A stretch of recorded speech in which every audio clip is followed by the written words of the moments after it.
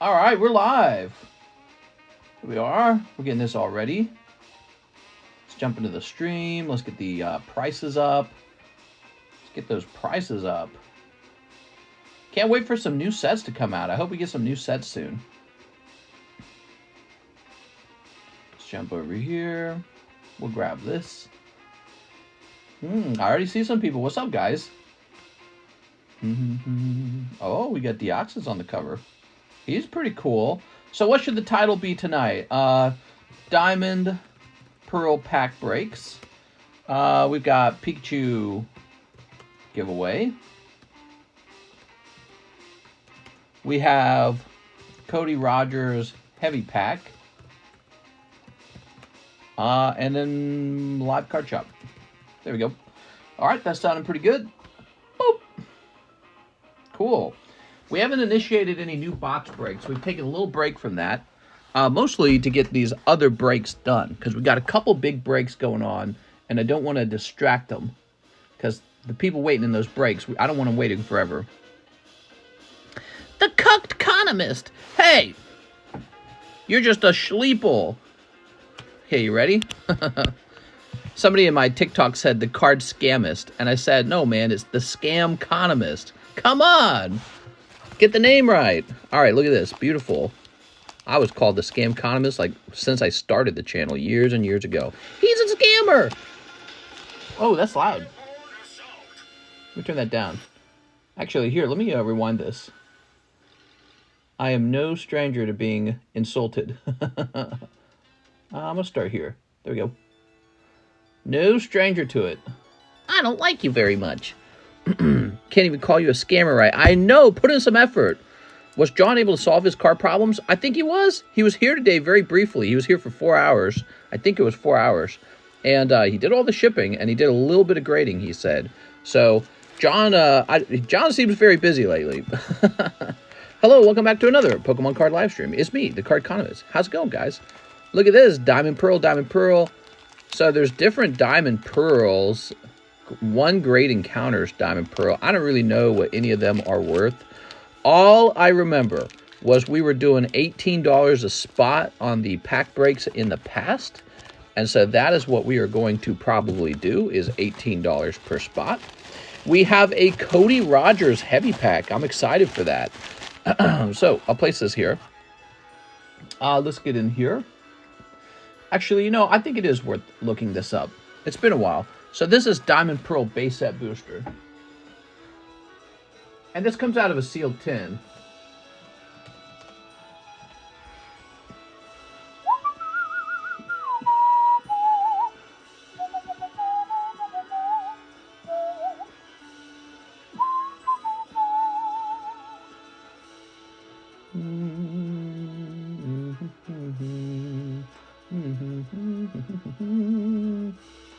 Whoa, man, there's some more of those tins for sale. They're really expensive. Wait, those are from Indonesia. Those are definitely not real.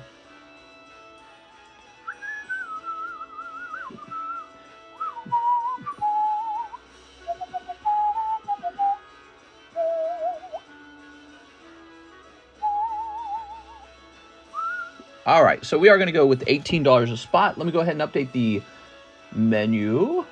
New pack break.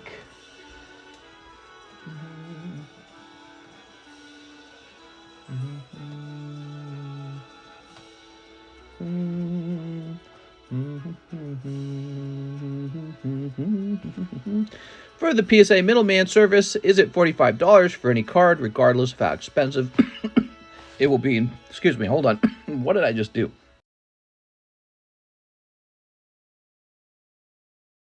I turned my head and I started talking to you, and I swallowed at the same time, and I think I swallowed my own spit like an absolute idiot.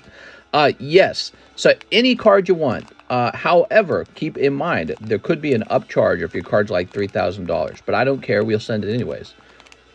Well, shoot, man. I want some early Paldea Evolved. What? Look at that Cody Rogers pack. This apparently is a heavy pack. I want to open it. All right, but I don't think he's here yet. We got his name in the title. You don't get to have your name in the title very often, so that's cool. Can I slab away 2 base set packs? You can slab away 2 of them. Somebody already did that and paid them off. How cool is that? It was Devin Barales actually took 2 of them and paid them both off already. So if you want to slab away 2 of them, I don't mind at all. And spot number 12's down there now, huh? Isn't that funny? I'm in here too. I've got 2 spots. Spot number 1 and spot number 19. Now, there's a reason for that. Those packs will be sent off to grade. Those will be the top 2 packs in the box. I'm going to take those and send them off to grade. All right. The payment from Mr. Adam Thone is being processed.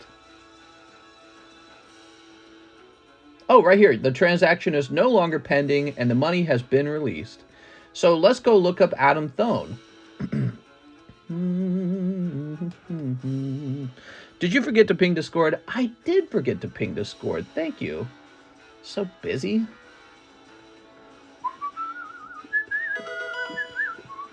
Target put out early Paul Dia blisters on shelves a month early and people are buying them and putting on eBay for $1K.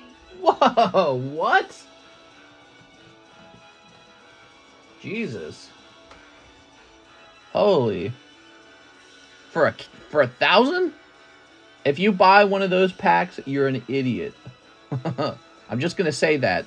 If you buy one of those early packs and pay all that money, you are... The only time it makes sense is if you're like a popular YouTuber and having those packs super early might give you access to early content, essentially. That's the only scenario that makes sense. But if you're just a regular guy collecting Pokemon cards, you just must have too much money to waste if you think that's a good idea.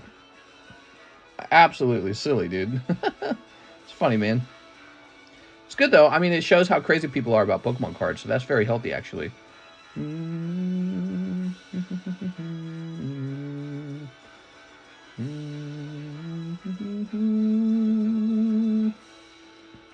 Okay, oh, right. We were helping Adam Thone. So Adam Thone's payment has processed. Some card sets they put out, yeah. Refund was already issued for a transaction. What? What are we talking about? What is it trying to do? Okay, go back there. All right. We got a Michael Schron payment, it looks like. What?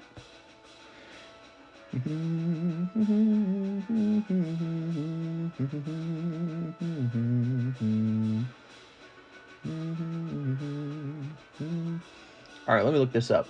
Man, this song is so catchy.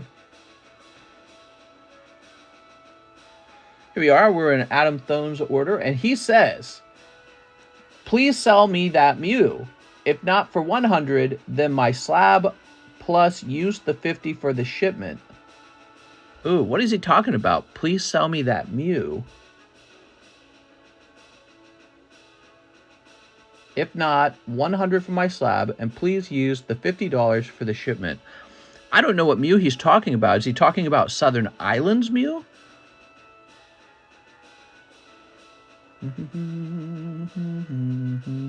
All right, so since it sounds like I need him to come back and tell me what the money or what that Mew he was trying to buy was. I'm sorry, I swallowed wrong earlier and now I'm coughing my lungs out. Give me a second. All right, I'm back. Oh my gosh. I just target DoorDash. You what? You target DoorDash? So that's kind of like a gig job, huh? Gig economy. Does that pay well? What do you think you make per hour? I like DoorDash. I love DoorDash, actually. It's so convenient to have somebody else go get something for me. I'm happy to pay for that. David Andrade. Mom, the streamer's live. Get the camera. Oh my gosh. Speaking of cameras, we need to get a fancier setup in the near future. I'm thinking, you know, this area is nice, but I'm starting to realize how little space there is here. Actually, like, you just got these 5 slabs here. Now, let me show you why. We zoom out a little bit. Oh, because the whole freaking table is full, actually. We got these big shelves on the table. These shelves take up quite a lot of room, actually. They hold a lot of cards. I mean, this is, like, you guys wouldn't believe how heavy this is. I'm pretty sure the table's supporting close to 80 pounds right now, just from those cards. Probably more than 80 pounds. I mean, it's the whole table. So the table's very full. And as a result, everything's pushed up real close to the camera screen. And I'm just thinking about that. I'm going, maybe that's not super awesome. It'd be interesting if the camera was at maybe this height. So if we could have the camera a bit higher, and then I had like a mini shelf with 2 rows of slabs on it. Wouldn't that be cool? Then we could have twice as many slabs. So something like that would be interesting, because then I could display, I don't know, maybe 10 slabs at a time. But so those are some ideas of mine. In order to accomplish that, well, actually, there's a lot of things I want to accomplish. I would really like to have quite a lot more room for all of these boxes that we put people's cards into. So I feel like we need a lot more room. More slabs. Sub today. Thanks, David. No, they just have Band-Aids. I'm already at work, says Alex. I checked if they sell blisters. All right. Power break. All right, so Mr. Adam Thone needs to return and tell me what is that Mew. Okay, let's see who's next. We're going to Zelle first, since Zelle goes first.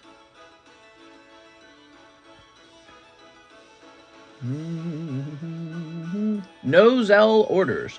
We had a daytime stream today. It was pretty slow, actually. Yeah, it was a surprisingly slow daytime stream. We've been having a slow week after slow week after slow week. I think that we need some... You know, the last time we were really busy was right when Disney 100 came out and the Yu-Gi-Oh! 25th anniversary came out. One Rascal. You got it, man. I was talking about a subject. I was talking about how I noted some data from PayPal points out that people are making smaller purchases than they used to make. And I feel like that's the sign that there isn't the same fervor for getting a hold of the cards, or people have less money to spend on the cards, one or the other.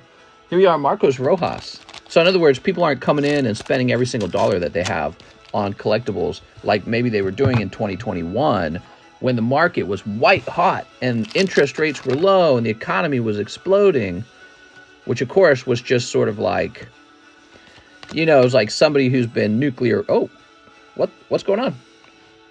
Wait. The camera's not adjusting.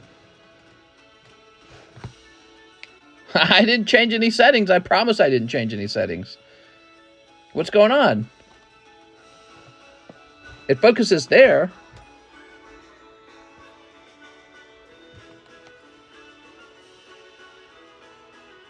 Oh, no.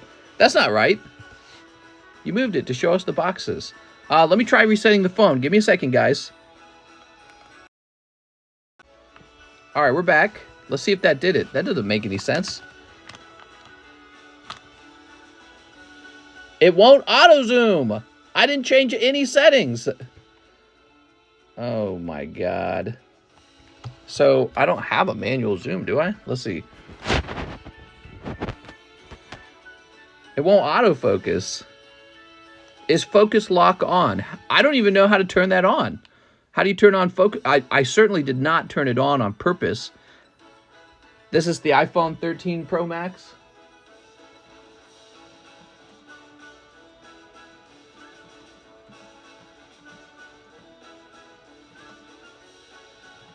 Autofocus lock.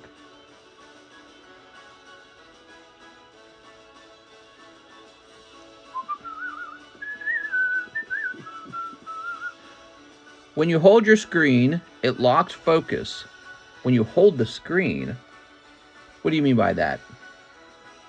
What is this? Huh, weird.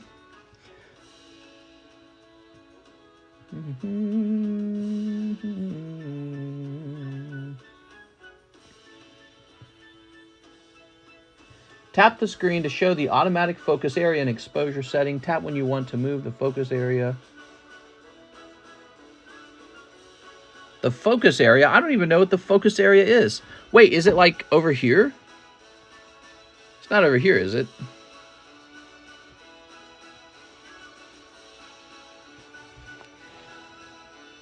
Oh my God. I don't know how to operate my own phone. I've never had this problem before.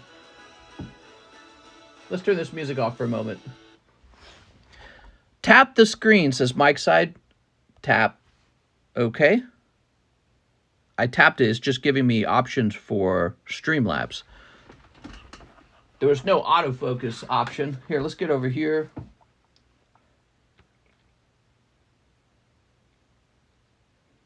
Tap the screen to show the automatic focus. What is it talking about?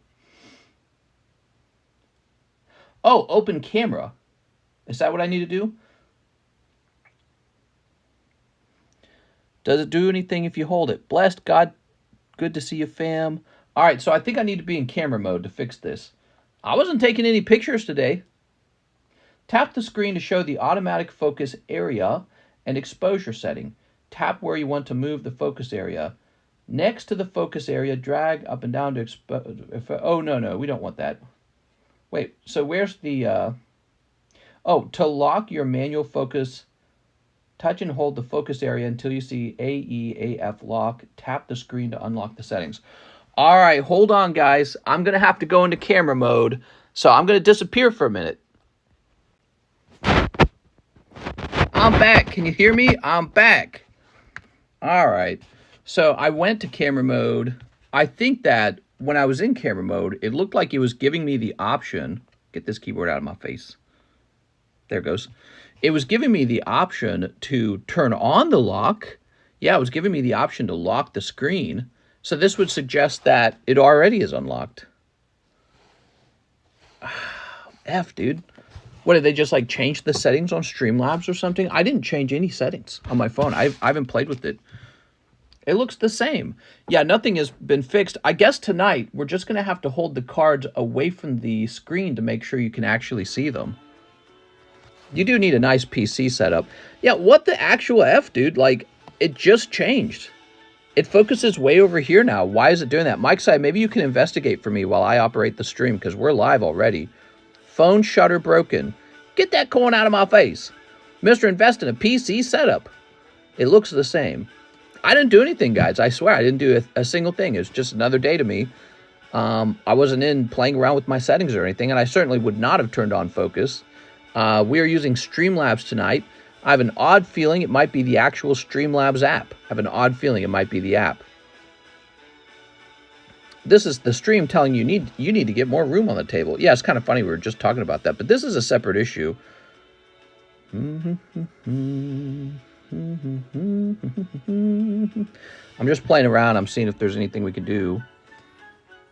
Front camera, back camera, back ultra wide camera. Okay, we're ultra wide now. Look at that. It's all blurry.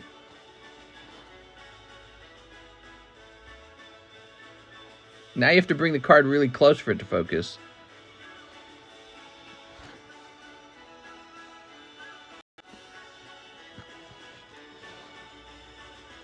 I just can't bring the card close to the screen or else it won't show it. Wide like my trailer house. Is autofocus off? That's what I'm saying. It's not autofocusing. How do you turn the autofocus back on?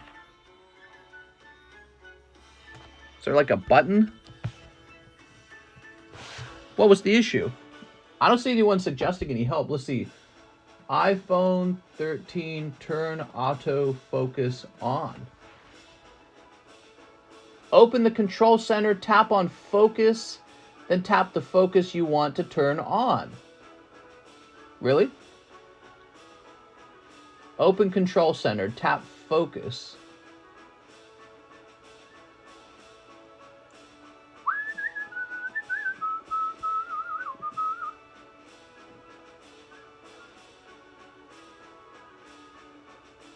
This doesn't sound like camera focus. This sounds like some other kind of thing.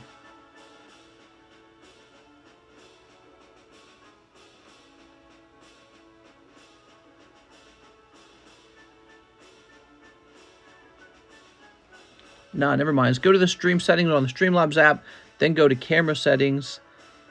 All right, I'm gonna do it. Yeah, Mike Side, try to find some troubleshooting for me if you can, Mike Side. All right, we're back. So autofocus is not an option in the control panel for Streamlabs.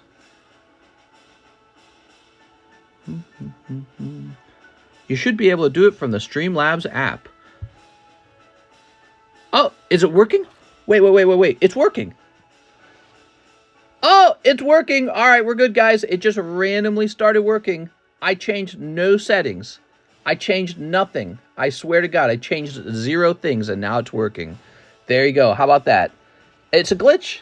That's what it is. It's a glitch. I changed no settings. All right, we're good to go. Let's get moving. Marcos Rojas. How about that, guys? The trick was, did you turn it on and off again? That was the trick. It was, I left the app, I joined the app, I left the app, I joined the app, and then it was working.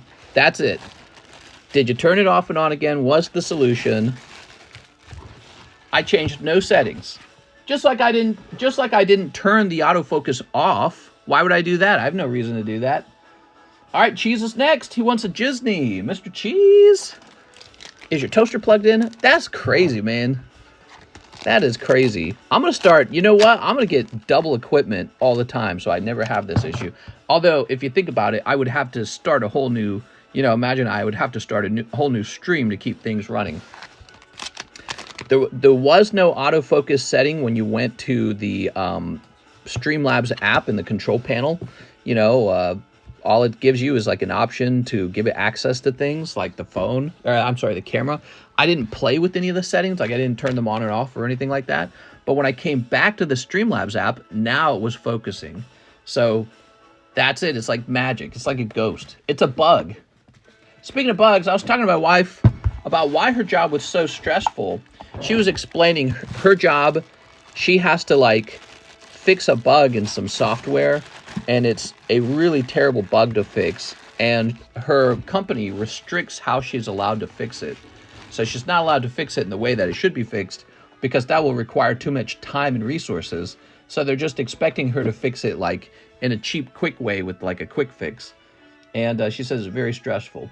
Here's Alex, 2 Disney Willies. So I understand her problem now. Here we are. Look at that, guys. It's totally focusing. I changed no settings. There is no setting. Download Streamlab app on your phone. You'll see it. There is no setting for autofocus. That's nuts, man. There is an autofocus option on your camera, though. So if you go into camera to take a picture, you can actually turn the autofocus off. So I did that. I turned it off, then on again, because it was already set to on. But when I came back to Streamlabs, that did not affect anything. That was the first... Ooh, Finding Nemo. This looks really cool. That was the first thing we tried, and obviously it did not work. It actually, all it did was crash the stream. Steamboat incoming. That's because you went to the actual iPhone settings and not the in-app settings. Oh, well, I've been to the in-app settings. I didn't see an option for, maybe it's in a place where I didn't see it, but that was the first thing I did. I opened up the in-app settings to look for autofocus. I didn't see it. I probably missed it, but you know what's crazy, Mike? It was obviously glitched because it just wasn't working.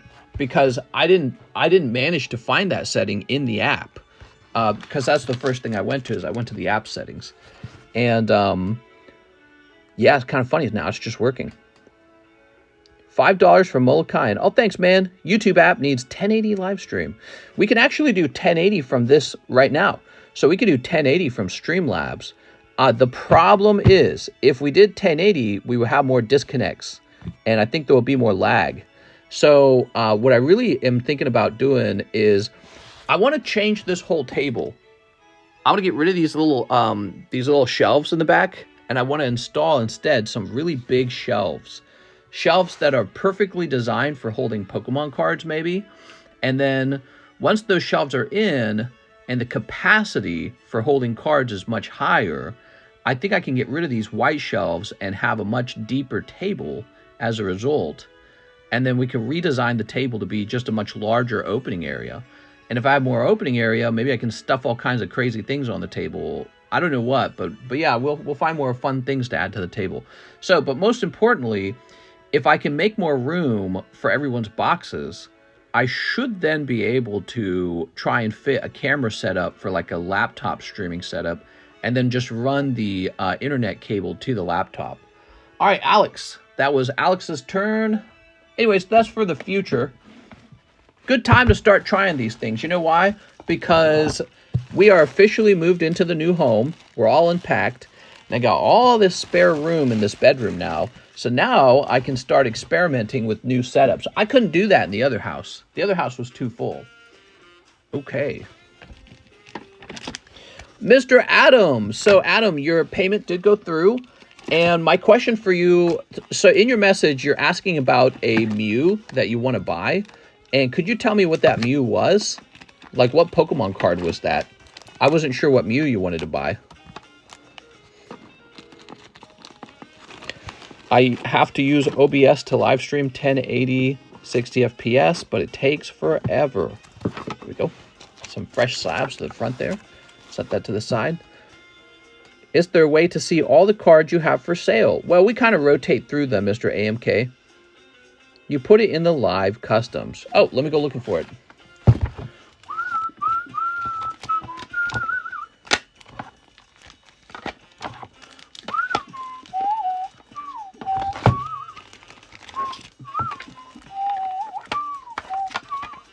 All right, man, I'm handing it over to you then. Let me just think about it. I have to replace it too, okay? So if we have this Mew, we're going to replace it with something.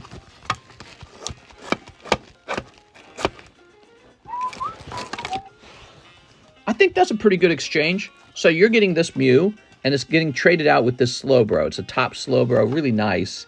So I just need to write this down. Mew number 030. So as long as it's replaced by a nice card. Slowbro. He's really nice. $125. I think that's a pretty good exchange. He's vintage too. All right, you got it, man. So now, what else would you like me to do? There we go. Mr. Adam Thone.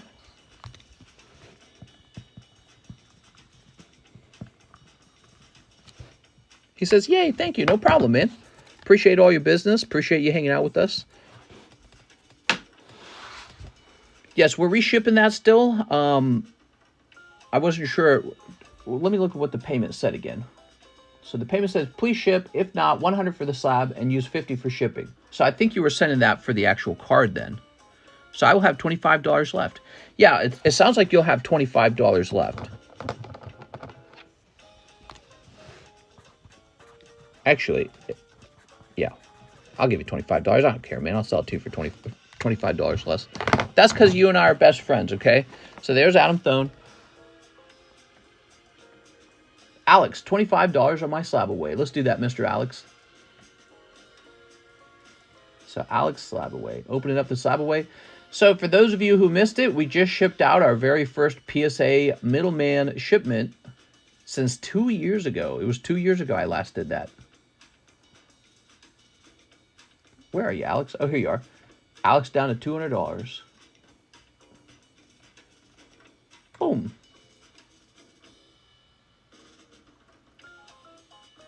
Okay. Top left corner, tap on that. Uh-huh. And then he says, under stream settings, camera settings, stabilization, continuous autofocus. So next time, Mike's side, I'm going to find that, and I'm going to click it on and then click it off and see if it fixes it. Because I think it was most likely a bug. I mean, it has to be a bug. And so next time, I'll find that, and I'll click it on and click it off. Sorry, mister, can you also put that 25 to my slab away? Okay. Put it towards your slab away right now.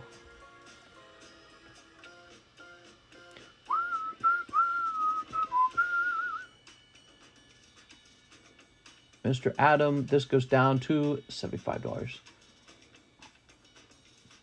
Okay, there we go. Michael Schron with a big order. He says, 5 Disney packs. Whoa!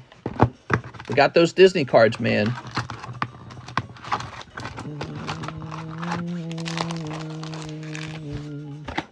Yay, it's Mr.'s wedding gift to me. Oh, yeah. I've been here for over 2 years. Figure he would put to the side for me. All good, though. Oh, you're talking about the giveaway slab. I am so sorry, Deez. The rules are for the giveaway slabs, and it sounds like you're being a good sport about it. The rules for the giveaway slabs are now that we need a name. And so it's very important that you're there to say what your name is. If I know your name, because I happen to have it memorized, I will try to write it down for you. But we're running into this problem where John has these boxes full of like slabs where we have no idea who to ship them to. And it's starting to get pretty bad. So at this point, and we started doing this maybe about a week ago, you got to be there to get your name to the person. It sounded like you probably fell asleep, so I apologize for that. 3 of these. He says it's all good. Here we are. Yeah, Mister doesn't care about me. No! Yellen says, ship them to Alex and Cheese. We'll ship all nickname slabs to Alex and Cheese at this point. There we go. Yeah, they get kind of, they're blocking up our shipping because we don't know who they belong to because they're nicknames on the slabs. And so we're going, oh man, we just can't do this. 1 spot in the Umby break. Umby! By the way, is Cody Rogers here? Cody Rogers. Michael. Sharon. There we go. I was just teasing you. I'm going to cry. There we go. That gets us closer to the end. 2 spots in the Diamond Pearl break. Okay. My free investment gonna hit, that's all. Oh. The next one will be even better. Michael Sharon.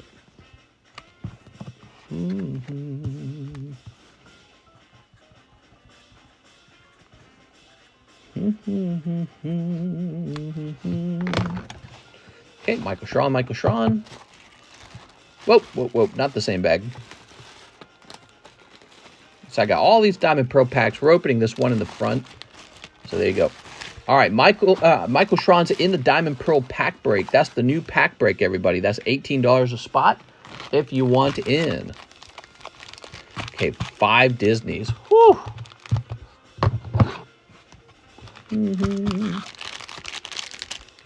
Snip this.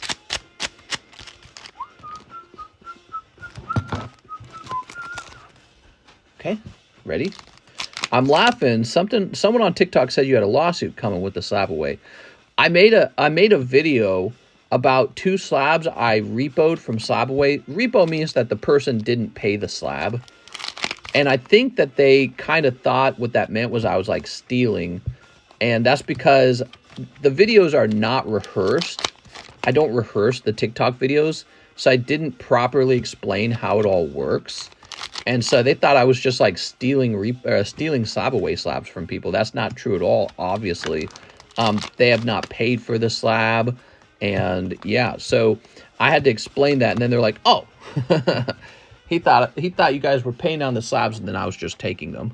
But the point of the video was that these guys should have paid these slabs down because they did extremely well over time. So it was a rare moment in slab away where the price of a card actually went up rather than went down. Because usually the only slabs that get abandoned are ones that went down by a lot.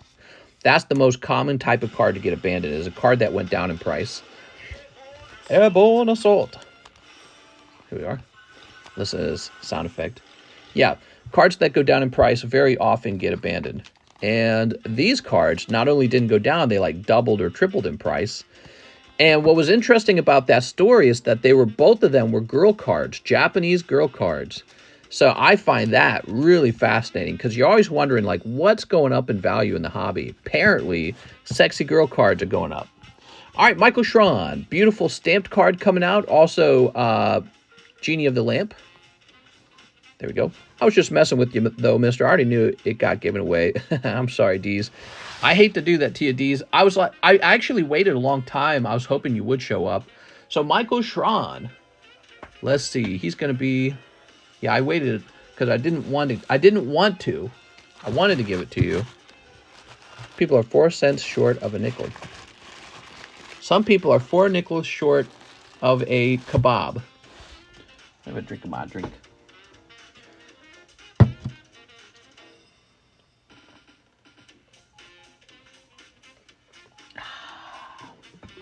Ooh. Excuse me. Elijah Cox, Diamond Pearl spot for Schleep. What's up, Schleep? Ah. So we are 3 spots deep.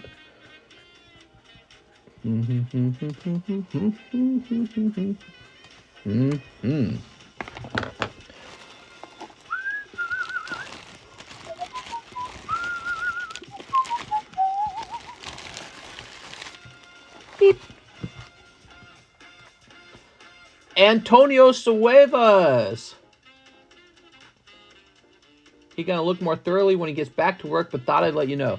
Yeah, actually, I checked up on that last night, Mr. Antonio. I noted I was taking some shipping down to the shipping area, and I saw your label on the wall, and I'm like, uh-oh. So what happened was he didn't find the Gengar. So I'm trying to figure out if maybe the Gengar was under a different name. The other potential problem is that it got missorted. So one or the other. So probably what you need to give John is alternative names it could be under. How did you acquire it? Did you use ZELLE versus PayPal? And so, and was it a giveaway? So all of those matter. So if there's any chance it was under a different name, that would definitely cause him to miss it.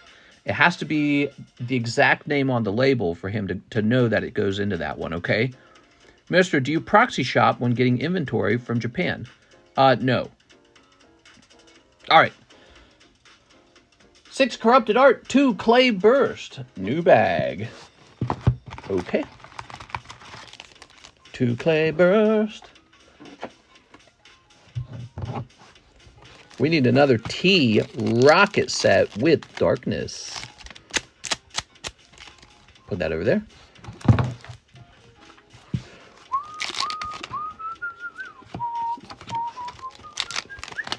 Don't forget the Umbreon, Misty's Tears, and base set breaks, people.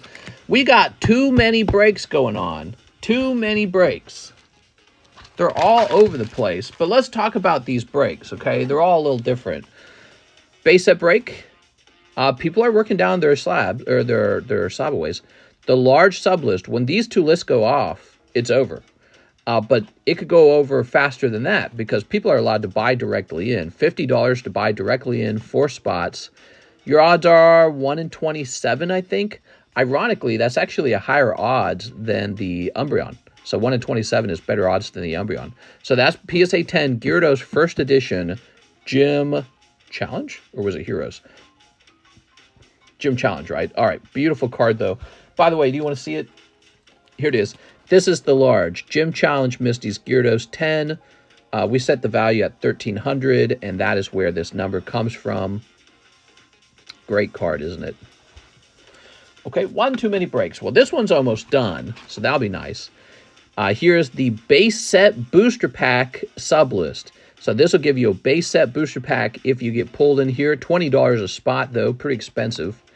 And if you win, you'll get placed into this list. I think Michael Schrawn was the last one to win that. Yeah, so those are those major lists. For those of you who missed it, the daytime stream finished the fossil break. But there's a leftover pack, Cody Rogers.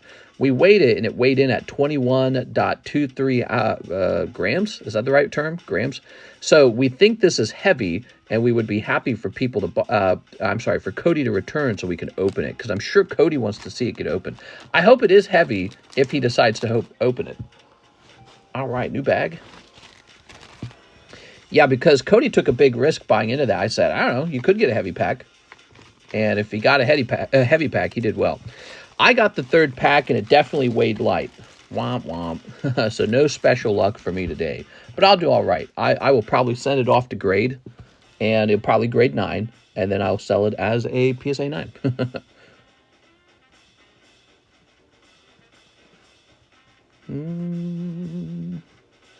5.23, because we're still in May. What happens to the people in the sublist if people buy into the large directly and fill up the spots? They will have their money returned. That's correct. Yeah, that's correct. So you're not at risk of losing your money or anything if somebody beats you to it. Okay, put this over here. Oh my God, you should see all the bugs outside my window. They're attracted to the light. So weird. Why do bugs do that? Bugs are attracted to the light. Bugs are like computers, man. They're really creepy. They're not all that smart. All right, I believe we have a ZELLE order, and ZELLE orders go faster. Here's Michael Schrawn buying 1 box of Disney. Whoa! Oh, you got it, man. Let me go get a fresh box.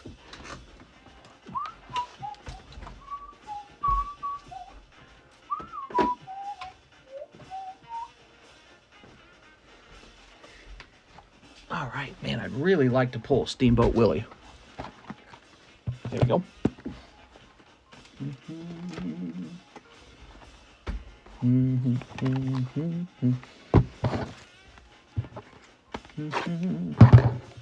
Poor Fossil and Jungle will never get love.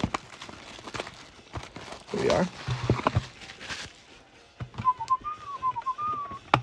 Wow, incoming fire. Steamboat Billy. Billy. Steamboat Billy, huh?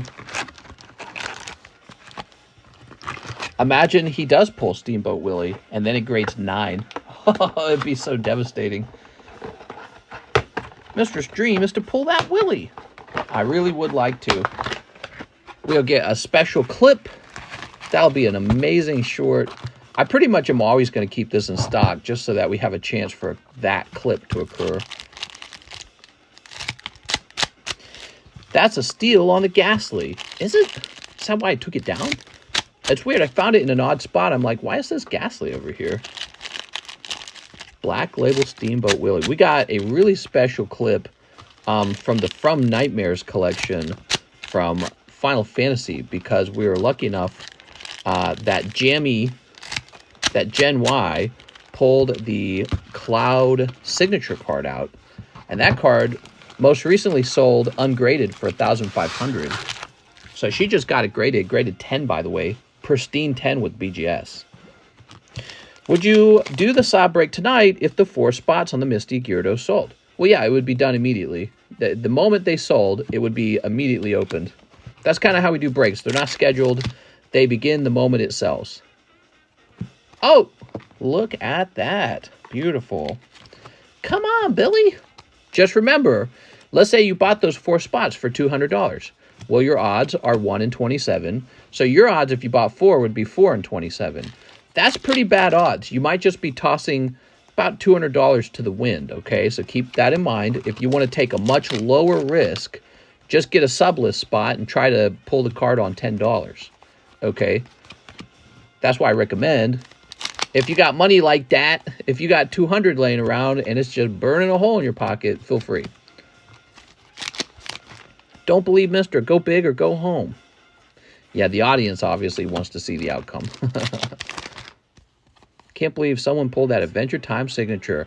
Right? What's crazy is that didn't even come out of a sealed case. That just came out of a random box I bought from a stranger because I can't find sealed cases of, oh, no, you just pulled this card. Oh, man, you pulled it a second time. I'm sorry. It's a nice looking card. So that's probably going to be it for this box. Or is there always a third hit? Wait till 4 a.m. to buy the spot so Mr. has to stay up. Oh, I would gladly stay up. You know, I don't go to sleep after the stream, right? I go to sleep around 7 to 8 a.m. So I got a lot of work that I do after the stream ends. But I also do my little hour workout where I go for a walk for a full hour. And so I'm wide awake after the stream ends. I'm not like tired at 4 hours in. I do like to wrap up. I think that 4 hours of sitting is very unhealthy. I've read about it causing stroke, causing heart attacks. So this style of work is not healthy for me. If I was being healthy, I would take breaks. I would walk around. But then all the viewers would leave because that's really how tough it is when you're streaming. People leave the moment the stream isn't, you know, super interesting and tapping on their dopamine. The moment, you know, if you get like a lag spike, you lose 20 viewers. You go to the bathroom, you lose 20 viewers. You go get a drink of water, you come back, 10 viewers are gone. Ooh, what do we got? Boom. Treasured Moments. All right, very pretty card. From 101 Dalmatians. They were made for each other. And look, they're mixed race. They're black spots on white skin. So they're black and white. Oh, wow. This is really precious. I think we could put this on Netflix. Here we are. Half white, half black. What's up, Degenerates? What's up, Trumpet Dad? I want a Bellsprout. Can I sell it back to you for Japanese Paramount War Packs? Oh, speaking of lag spikes, we just had one. I reset my router before we went live today. So I reset my router, I reset my phone, and so all my equipment has been rebooted. So there's no reason we should have any problems. I actually suspect that our internet provider has given me a shoddy internet connection because we had some disconnects the last like 2 days. Just so you guys know, if we have a disconnect, I am not giving up on streaming. So most likely what would occur is I would start a brand new stream and just get it all going again. So don't give up on me. If the stream crashes, we're going to get a second part 2 going. The only time where that might not be true is if it crashed right at like the 4-hour mark. I'd be like, let's go. But, you know, if I have orders left to open, I'm going to get that stream back. So don't give up on the stream, because we'll be back in another stream if that were to happen, okay? Ooh, wow. Would you open a case on stream? Absolutely. We already do that. We've done that multiple times. All right, Michael Schron. Michael Schron with an M-I. I liked your round. It was a nice round. It did not contain Steamboat Willie, but it was nice. Seattle Mariners are terrible, whoever has that profile pic. Oh. So, Taven says, I want a Bellsprout from a live custom. What kind of Bellsprout was it? Can you be more specific? Give me the details, if you can remember the details. Because I can offer to buy a slab from you, maybe.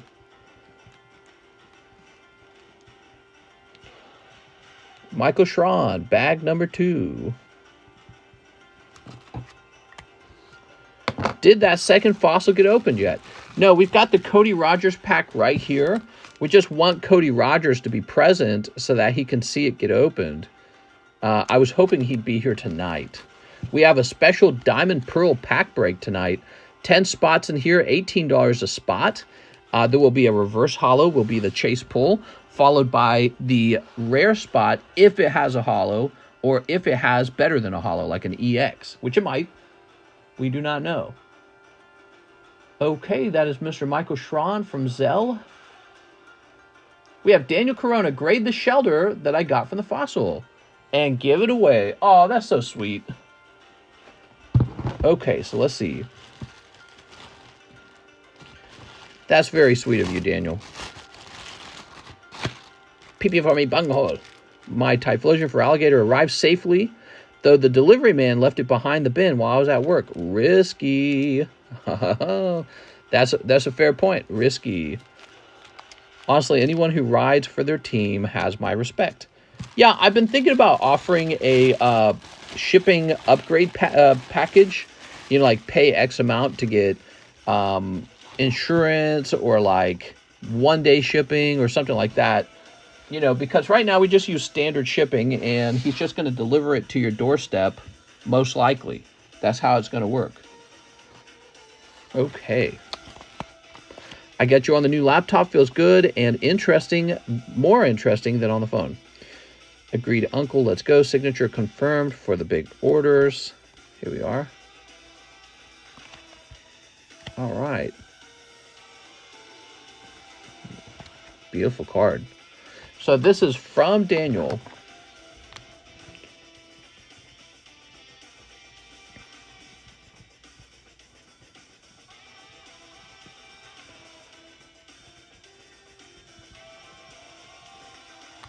Okay.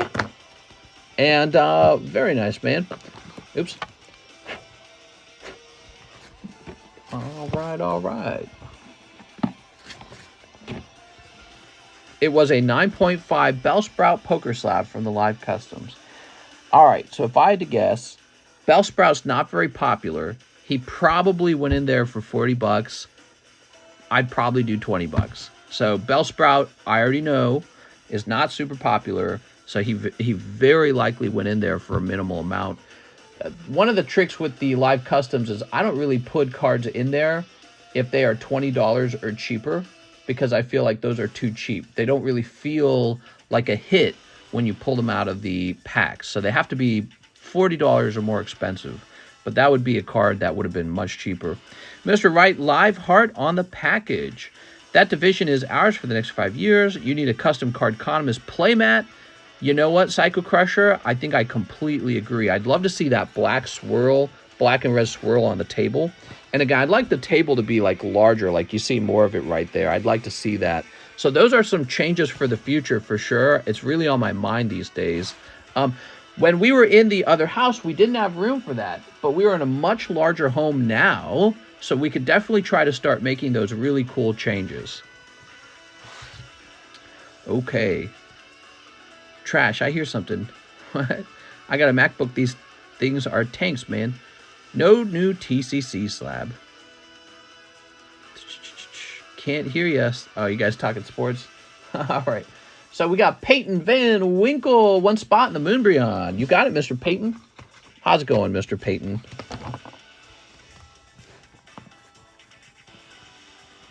Van Winkle. Okay.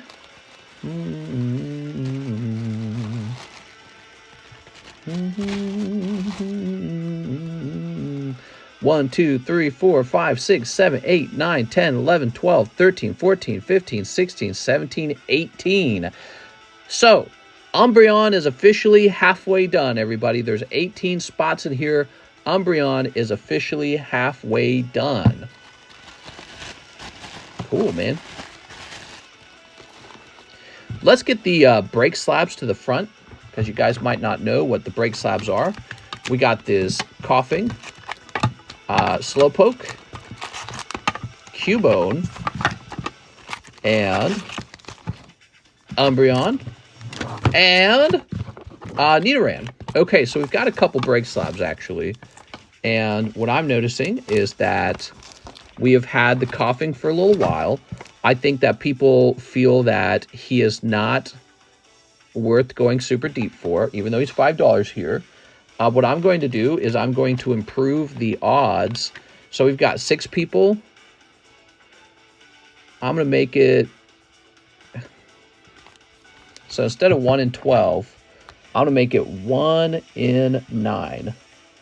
Okay, so Coughing only goes to 9 now. There's 3 spots left on the Coughing. But now that's a 7. This is a 9.5. This is actually much nicer. It's also from Blue Deck, but it's simply a neat arena. The Umbreon's moving. He's halfway done. This is one of the more popular ones. The moment we added this to the table, these 4 spots sold. This is a 9.5 Poker Cubone. Take a look at that, everybody. From Yellow Deck. That's like jaw-dropping. It's so beautiful. I'm going to be keeping mine. I got one as well back in that submission. Here is the Rainbow Slowpoke. He is actually cheaper than the Coughing right now. He's a 1.8. And so those are all the breaks. Now, did you guys know this? You can actually start a break by sending in $10 for a reasonably cheap slab. Don't go after like this for $10. We can't do that. Okay? You can send in $10. You can send in $5. And this is the Diamond Pearl pack break tonight. Okay, let's see what's next. We got Octavio Melendres, 3 power absorbed. Octavio. Where are my power absorbed? Here they are. Poor Cubone, always sad. Jimmy Bucket's going to cook the Celtics. My man Space Jesus speaking facts. This is why I'm Christian. Okay, put this over here. Do do do do do do do.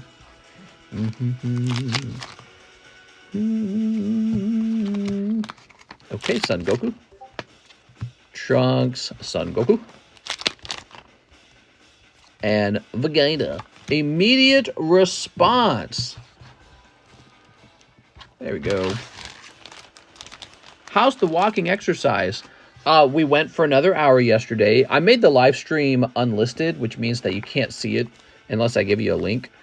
And today I went for a almost 30-minute walk outside with the wifey poo. So we already did some walking. So that's Octavio right there. Mr. Octavio, let's grab your bag. I believe we created a new bag for you, right? So it was up here then. Are there still spots open for Diamond Pearl pack break? Yes, sir. And even if we ran out of spots, I have quite a few of these Diamond Pearl packs. So we'd just start a new round, basically. Zachary Stekskowski, 2 small slab breaks of your choice. There's too many to keep track of. Yes. So, of my choice, huh? Well, what I would do, instead of going into 2 separate ones, well, you know, you've got the Coughing one now. I was going to say I'd put them together and get into this one, because this is a 9.5. This is actually kind of a valuable collectible slab here. But these are like lower graded slabs, the 7 and the 8.5. But this one's actually got some worth. Also, if you get pulled, I mean, I think it's like $150 card minimum. So you're taking a shot at something that if you were to pull it, you actually get some significant value back. So I'm going to put both your spots in here. I'm still convinced this is the better option. But yeah, people might be more tempted by the coughing at this point. But you can send for the coughing as well if you'd like. Okay, so you got one spot in here. I think my order returned to you. How can I get it shipped again? Robin Cronenberg. And was this an international shipment? Because I think we got a little box back. It might be you then. So we have to know why it got returned. Let me go grab it. I'll be right back. I bet it's you. Lucky Star.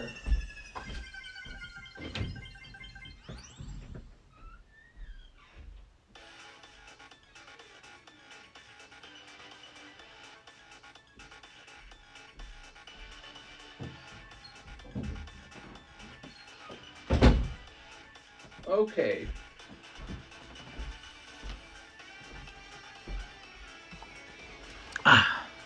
So we've got this returned package. Retour Avzender. Okay. It says not picked up, return to sender. All right. So in this case, if it was an issue on your side, I have to ask you to repay for the shipping. Do you remember what the shipping was? Was this a... It feels like it was probably a $20 shipping. Yeah, this is you. It says Cronenberg on the bottom. So they must have written that. So in this case, we can recreate the label pretty quickly, probably. But it's probably going to cost $20 to reship that, okay? And then keep an eye on the shipping so that when it arrives, you'll want to go pick it up. I don't know why they didn't just deliver it straight to you, but you would probably know more about your local shipping department. I don't really know how it works where you live. Here in the United States, normally what they do is they bring it to your door. Yeah, they normally bring it to your door. My PayPal doesn't work right now. Ooh, yikes. Okay. Do you have another method? Maybe crypto?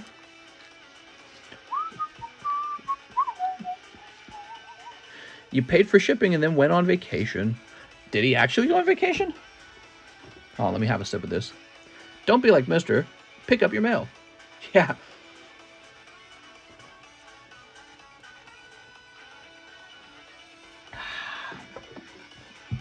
I don't think ZELLE works unless you're in the US. What was in here? Was it valuable? Like, what was actually in here? Let me look you up. I gotta keep the stream moving real fast. So let me... Cronenberg. I'm a Hornet fan, so I'm pulling for Malik. What are you guys talking about? Cronenberg. I wish the shipping was cheaper. That's the thing.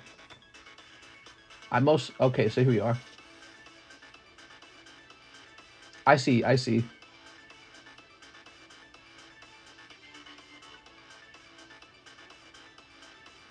All right, so Mr. Cronenberg, I'm going to ship this for you as a complimentary service. I wanted to make sure that you had, spent more than $10 with me, basically. Oh, it looks like I need your phone number again. I'm going to lose some money on this, which I'm not always a big fan of. There's your phone number. So I'm going to get you a new label for free, and it's probably going to cost me more than $20. So I'm just going to bleed some money for you to get you your cards. In the future, if your PayPal is working again, be sure to stop on by and, I don't know, give someone a gift or something, okay? Whenever you're in a better place. Okay. Oh, do I have to restart my computer? I have to restart the software. Hold on. So every 4 days I have to restart the shipping software so it can update the prices for international shipping. It's really weird. I don't know who wrote the software for this company, but they definitely did not make it the smartest software I've ever used. Thank you so much. Once I get my paper back, I will make a new bag with you. Sounds good, man. Yeah, and you don't have to buy cards with me, but, be nice to someone else, even if it's not someone here, but let's go ahead and get this. So let's try this. Robin Cronenberg. There we go. still didn't save your email. Why does this software work this way? You have to print a label like 2 or 3 times with the international shipments before it will actually save all the information. How weird is that? Isn't that weird? All right, here we are. Now, see, the thing is, it's giving me an option for a $20 label. But when I actually go back and look at the cost of shipping, what they like to do is they actually upcharge me later. So it will turn into like a $35 label, and they'll just charge me that. I don't know why it works that way. It drives me nuts. But if I had to guess, it's because I'm not properly weighing the bags here. So I don't properly weigh them. Okay, we're going to say it's... I just claim it's 8 ounces, right? But it could actually be more than 8 ounces. And then they go, oh, well, you didn't pay the full amount. That'll be $10 extra. There we go. And I guess I don't weigh them because it kind of saves me time not to weigh them. So let me take my Sharpie and I'm going to scribble all this out. I'm going to scribble out a lot of the things on the package. Okay, so scribble all that out and then create a new, put this label over it. Probably right here. Okay, now I just have to put this on the pickup location for the mailman. All right, sorry about that, guys. So that's all sorted. I never understood why the NBA doesn't do the draft like every other league. What? Yeah, why are they not doing the draft, man? Gotta have the draft. Totally agree. Next up, we've got Mr. Dontrell Davis. He says slab away payment. You got it. Dontrell Davis. Here you are. You got the Pikachu, Pikarom. Thank you very much. I appreciate it. Abraham Rios, 1 Silver Tempest. Okay, 1 silver. What is this? Oh my god, I just got like cards laying all over the place. I was working on my PSA submission. I got this box of cards and I never put it away. Where can I put this? All right, I put it over there. Mister, I'll take the $20 store credit for the Bellsprout, says Tavon Richardson. Okay. Give me a moment.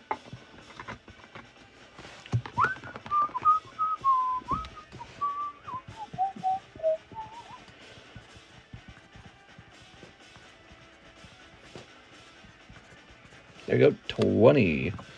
TCC, where are the other mods? But, oof, you're the mod tonight. So let me write a note to Mr. John that I need that slab retrieved. Where's Mr. John? Here it is.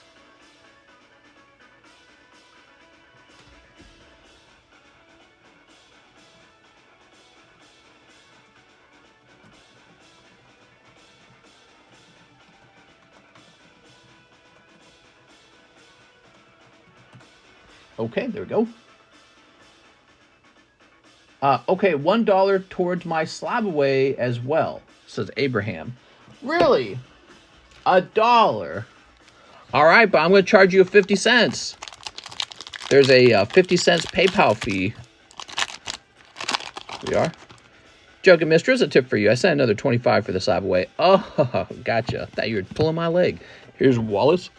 I've been waiving the 50-cent PayPal fee for most orders in Slabaway these days because I don't feel like doing the math basically. But if it's a really small order, I'd probably tack it on still. But you're just being silly with me. So Mr. Abraham, let's grab your bag. Don't you understand? There'll be no joking in here. Aaron Seals, how are you guys doing today? You guys having a nice day? Wait. You didn't need a new bag, did you? Abraham Seals. Abraham Rios, I mean. You're not on the table, are you? No? Smoking a pancake? No? I can see there's no pleasing you. New bag? I need a new bag. Ah, okay. You got me on that new bag hunt. I call it the goose hunt. Hey, mister, do you how much you'll charge for a new Dragon Ball set? Oh, I don't, but it'll probably be very similar to what you usually see, unless there's like exceptions, like let's say everyone's buying it at a super high speed, and so the price goes up. You see that happen with card sets that are printing a big home run set, you know what I mean? But if it's just a standard set, it'll probably be a standard price. Been watching My 600-Pound Life, and my God, the human body is amazing. That is the first time I started getting healthy.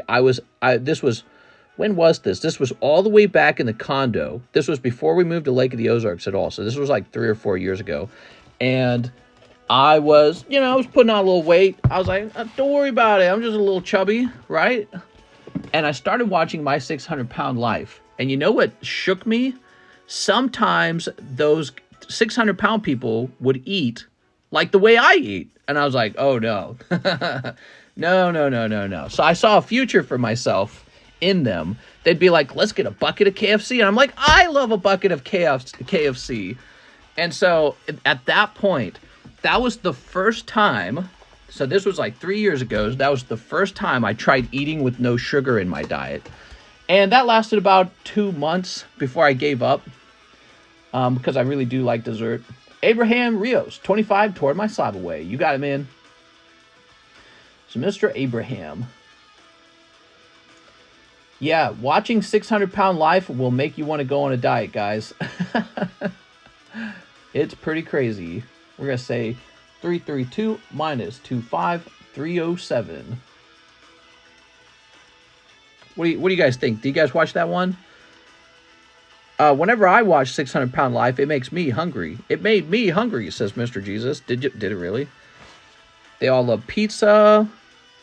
Sometimes in My 600-Pound Life, they spoke about how they had a bad childhood and they found comfort in food. And I would actually relate to that a lot. I grew up in a family that was pretty violent and unhappy and poor. But we all loved a good, large dinner. And we loved sweets. We would bake a lot. We would get Little Debbie or something. So there was you didn't have a lot when you were in my family. You didn't have a lot of things making you happy. But one thing you enjoyed was good food. Everyone knew how to cook really well. And we were always talking about what are we going to eat next. So, but it's a bad habit. You gotta have that calorie balance. You just eat what you need.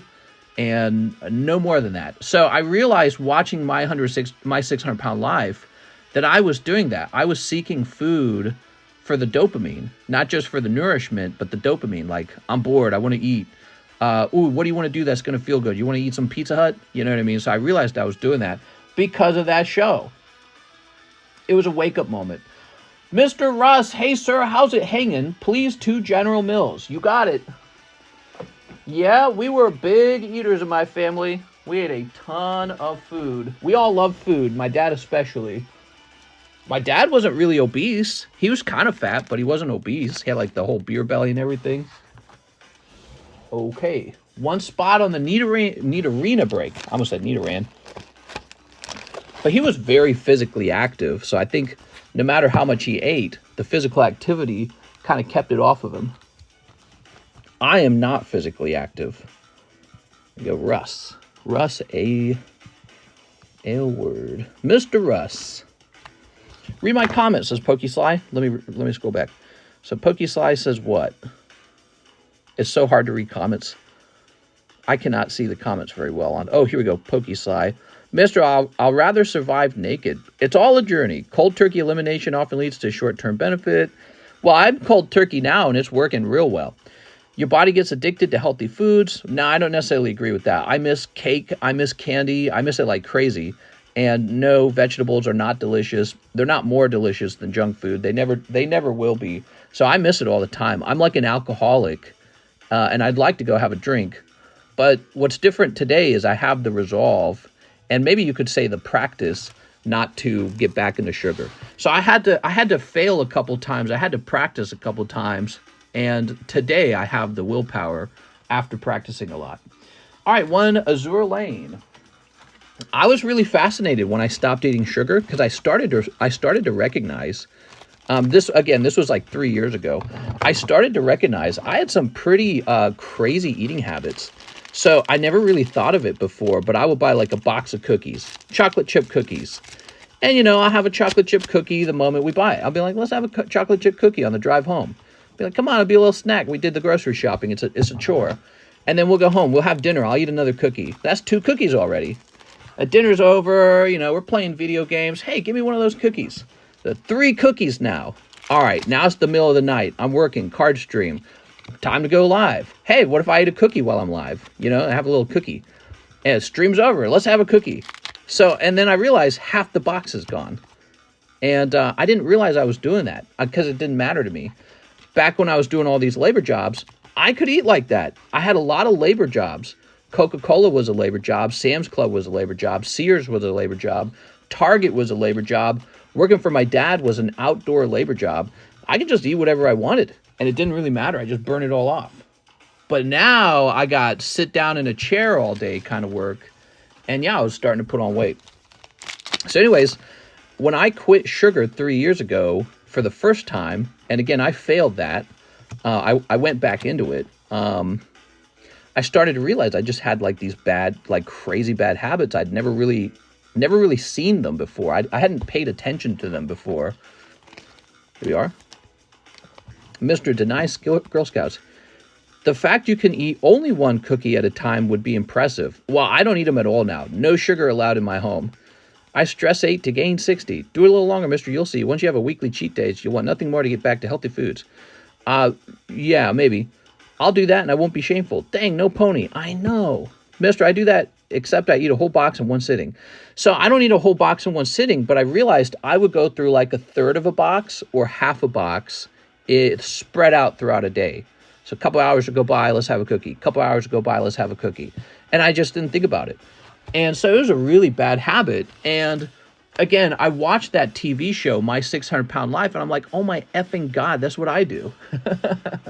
And so I'm like, if I don't stop eating, I'm just going to get really fat and I'm going to reach obesity and then I'm going to hate myself. So yeah, it was a big deal. Mr. got that Peter Griffin body with the wobble. I got that trombone, the fat guy trombone. No, it was a tuba. Womp, womp, womp. Right, that was from Family Guy. Speaking of Family Guy, they put a pause on their show, didn't they? He was Seth MacFarlane. He was working on a new season of Family Guy and a new season of American Dad, and he has just quit those shows because he said it's because of the writer strike. The writer's strike. Here we go, Mr. Rust. Now he didn't do that to support them, right? It's basically like saying, well, don't come back, right? We'll get back to work when the strike's over. Here you are. New baggie. Is it hard to get that big? What? An American gas station, there's like no health food except fruit and yogurt. Yeah, and even then, the yogurt is likely loaded with sugar unless you get the diet yogurt or whatever. Writer's strike. Yeah, there's a writer's strike going on. I don't really care. You know what I mean? Michael Schron. We already did that one. Thank you, Mr. Michael. Jennifer Yap. 3 soldiers returns. Jennifer. It's Jennifer returns. All right. Regardless of your approach, well done for being aware and doing something about it. People get worked up about body shaming. It's really about losing weight and being healthy, not abs. Well, I wouldn't mind having abs. I had abs. When I was 18, I had the physically visible abs. It looked very, very good. I was like, bro, I look sexy. You know, if I was trying to text a girl and she wanted a picture of me, I could take my shirt off. And then around the time I hit 22, the abs were gone. Now I was just like a regular guy. I wasn't fat at all. I was actually pretty thin, but I didn't have like visible abs anymore. And the visible abs occurred at 18 when I had 2 jobs at the same time, Target and Sears. So I'd work full-time at Target unloading trucks. Then I'd go to Sears and unload trucks for about 4 more hours. And I had visible abs. It was very good looking.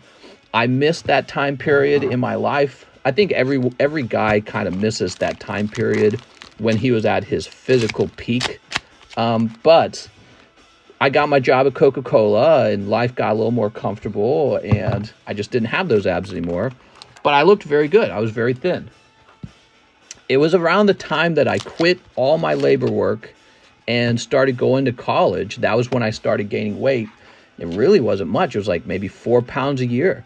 But you do that for 10 years, it's like 40 pounds, you know? So you just can't do that. You get fat after 40 additional pounds. Here's Sprite.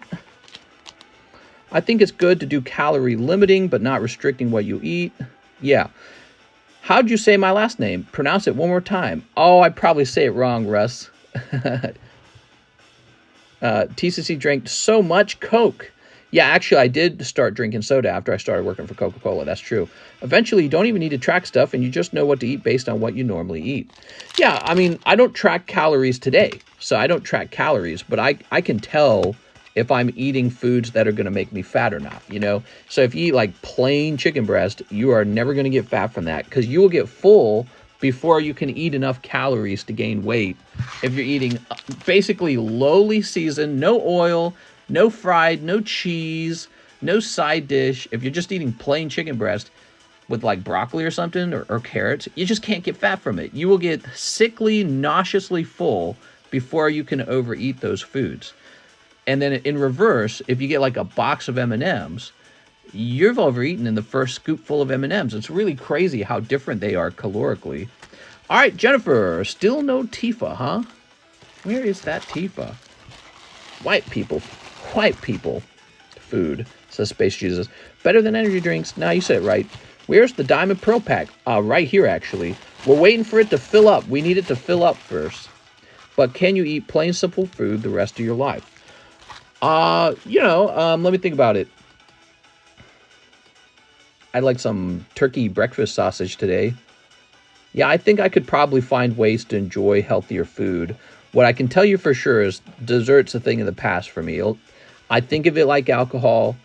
There is no reason to drink alcohol. It makes you feel good, obviously, but it's cancerous and bad for your heart in all cases. It's what the latest study on it says. It's bad for you even in small quantities. And so I feel the same way about sugar at this point. You can eat sugar from fruit, and that's probably about it. But I would not eat cookies or cakes or candy ever again. I'm all done with those. And it's just going to have to be forever. I wasn't ready to say that 3 years ago, by the way. I kind of had to build up to this point. Here we are, XY Evolutions. The calorie cost of dessert will make you obese, like the people in the 600-pound life video. Ooh, there you go. Holographic Mew pack. Oh, wow. Look how well-centered it looks. Beautiful, man. All right. Mr. drinks Bud Light. I don't drink any alcohol. I don't smoke. And from now on, I'm prepared to not eat dessert anymore. So that's where we're at this point in life. Very hard to give up sweets. You don't think of sweets like alcohol. You think of it like grandma's baking you cookies, right? When I was a little kid, one of my favorite memories of my grandma, who passed away on my mom's side, she would give us little baggies of Oreo cookies for the drive home because we would have a 3-hour drive home. She gives a little baggie of Oreos. Never forgot. In fact, they came in little baggies just like this, little sandwich bag. And it was full of like maybe 5 little Oreo cookies. And I'd sit there in the car going, man, Grandma's the best, dude. I love Grandma. She's got cookies, bro. And she'd always have something like that for us. And so that association with like wholesomeness and dopamine and enjoyability, vacation, all those associations are made with food. But just getting down to facts about what's healthy and unhealthy, that processed Oreo cookie is horrible for you. And now you go to the park and every other little kid is like already obese somehow. They're like not even a teenager yet, and they're already obese. So we have real problems with food right now. It's very scary. I don't even want to think about the next generation of kids, what they're going to have to deal with in terms of health. Because when I was a kid, I was real thin. I was real healthy as a kid because my mom was real into health. And I didn't really have any respect for that. Oh, did you get your own box, Arthur? Is that the deal? Here it is. I was looking for your bag. So I didn't really appreciate it, is what I mean to say. I didn't appreciate how much she was into health. I thought my mom was kind of, like a stick up her butt. But she was right about the health stuff. She was definitely right about it. She was always kind of like OCD or something. Here we go. Look at that Mew. Only McDonald's nowadays. Yeah, well, moms don't have time to cook for their children because they work a job now. So you got to take them out to eat because you're tired. You work a job. You worked 8 hours. And what do you have to feed them? McDonald's, Taco Bell, KFC. Dude, I love KFC. I want some right now. Captain Crunch cereal for breakfast, right? Box of cookies. So yeah, it's they've got no chance because they're just eating what their parents feed them. Christine Andrews. Hello, mister. Can I get one more in the Cardos break and 2 battle regions? You sure can. The Cardos break is this one. Look at that. So Christine, carrots are fun to eat. Obesity is a epidemic. Yeah, the real pandemic is obesity. And when you learn how many diseases are related to sugar and obesity, it's like all of them: heart, cancer, organ failure. Just about all of the diseases are related to becoming obese, because obesity is the overconsumption of calories to the point that your organs are having to work overtime to process all this glucose that it has nothing to do with. And then your sedentary lifestyle, your heart is going to start going into heart failure at a young age. And yes, it's just all this terrible stuff. So you go to the park and you see every kid's like, it's like 50% of them are either fat or obese at this point. And I don't know. It seems like it wasn't like that when I was a kid. We were all skinny when I was a kid. When I was a kid, the internet wasn't a thing yet. I'm a boomer, right? 34 years old. So AOL came out when I was probably about 12 or 13 or 14. But before AOL and before all the stuff you could actually do online, you had to go outside and play. And so it was physically exhausting because you'd go out and you'd play sports all day with your friends in the street. You'd play football or street hockey or frisbee or football, just about anything, right? You'd just be out in the heat or the cold, and your body has to regulate your temperature, and that burns calories. Just being in the heat burns calories. Did you guys know that? Now everyone's in air conditioning and playing video games for like 8 hours a day. It's a totally different world. And then you see kids in the park and they're like breathing hard because they walked forward. It's scary. It's kind of scary. What's AOL? Aren't boomers people born before the 70s? Yeah, but we like to make fun of people who are younger than that. Obviously, what I am is a millennial. That is what I technically am. Christine, you got a box. Yeah, it's a really big subject. It's a subject I'm kind of passionate about right now. I've spoken about it before in the past. I really think society is going to start to suffer a lot of health costs. Obesity is going to cause a lot of early cancer, a lot of early heart attack. It's going to cause many other related injuries to those things. Oh, diabetes is one of them. And it's going to reduce the quality of life. You're not going to have sex. People don't want to touch you when you're obese. It's hard to get sex, I think. It's harder anyways, unless you're working extra hard to find a partner. Because when you have what I was talking about, when you have the abs at 18, it's much easier. All right, let's see what we got now. Looks like a short line tonight. Short lines, huh, guys? All right, that's it. I'm closing shop. I'm out of here. So, Alex, one Steamboat. You got it, Alex. You guys saving your money for something? Are you guys waiting for a new set? You're Gen X, Mr. Millennials are born closer to the 2000s. Oh, let me look it up. Age limit millennial. My parents are Gen X. According to the Brooks Institution, anyone born between 1981 to 1996. So I was born in 1989. That's pretty much right in the middle. I am a millennial. So you're off a little bit. Gen X was my parents. Yeah, my parents are Gen X. Waiting for Slab rotate. Incorrect. Mr. and I are both technically millennials. Here we are. All right. We're the children of Gen X. And then Gen Z is, I'm guessing, after 1996 because they were born with the technology. So you started with technology. Oops. There we go. I'm here for support. I'm high-key poor.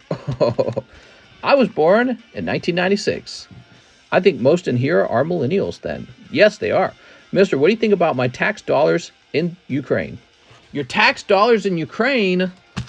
Oh, man. The Ukraine thing's really depressing. Everything about it's depressing. I'm really upset that Putin decided that, oh, we have to put the old USSR Russian Empire back together by slaughtering a bunch of people and getting our own people killed. I'm really against his decision to do that. I don't support it. That being said, I'm really also not a big fan of the United States basically playing war socialism for other countries. But I could be convinced that even that's worth it. You know what I mean? Because it's like, if you were to be completely pacifist and just let Russia do whatever it wants, maybe Russia does gain a lot of ground. Maybe Russia would already have Ukraine at this point, and it would be looking at the next country and being like, you want us to kill you too? Join us or else we're going to kill you. So maybe it's important that we show that there's a strong resistance to this behavior. The other thing, I was reading that the U.S. military gains a lot of experience from having its equipment used in Ukraine. So we're basically able to test our equipment against theirs in real time, in a real live war. And that this is actually pretty important for having, you know, the top military is to have all that data and information and experimentation. So I don't know. I really don't like it, though. And I wish, don't forget, one man could end it all right now. Putin could just say, we're done. Putin could end it all. So I really do put the blame on him. He is causing this. And again, it's like, you know, I'm not surprised by it, I suppose, though. You could also argue that Biden maybe provoked Putin by looking weak when we pulled out of Afghanistan. So you could say all that stuff. Weakness provokes Putin. Raymond still says, hey, I haven't ordered in a bit. I should still have a bag. May I get 7 deadly sins, 4 chilling rain, and a crown zenith? Let's start by locating the bag, Mr. Raymond.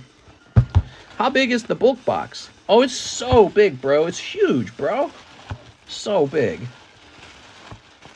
you go. They always come back for more. Let's see. Ah, Raymond Still, right here. Yes, your bag's not even close to a year old. I'm graduating from high school this year. Oh, very cool, man. Oh, so you're pretty young then. Okay, so 7 deadly sins. How many of them? Oh, 7 deadly sins. That's confusing. He wants 7 of them. Y'all are Gen X. I'm Gen Ultima. What are you talking about? There we go. 2 of those. And I got to stand up and get another box of it, okay? Sup, people? Where's Kingston? Where's Kingston? I demand Kingston right now. Oh, I'm going to trip.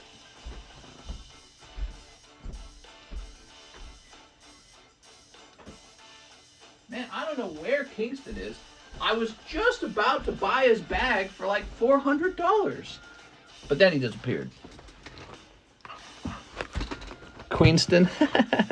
Maybe his girlfriend's name will be Queenston. All right.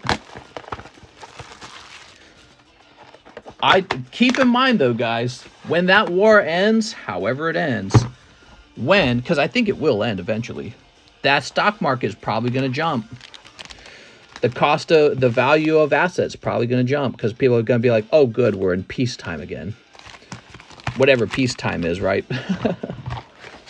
Feels kind of like an inevitability that you just go back to war anyways. But yeah, I mean, if Russia stops killing people, gets back to business, Ukraine gets back to business, that's really good for the economy. So right now the economy is being held back by the war, and the war could end. There we go.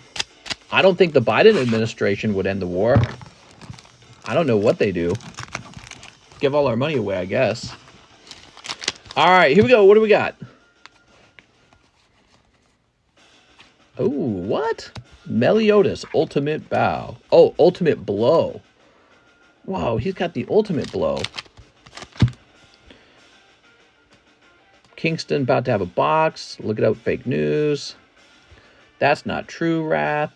Fox News fired Laura Ingraham. What? Dude, she's been on the radio since I was a kid. And I remember looking at her on TV, talking on YouTube. And I'm like, how do you not look like a 70-year-old grandma? She must do so much work to make herself look like she's I mean, she looks like she's maybe 40s. So she must do so much stuff to her face and body to look young. It's kind of scary. It seems unnatural. She's not fired. It's fake news. There you go. What do you think Trump would do differently with Ukraine? That is a great question. He claims he can end it.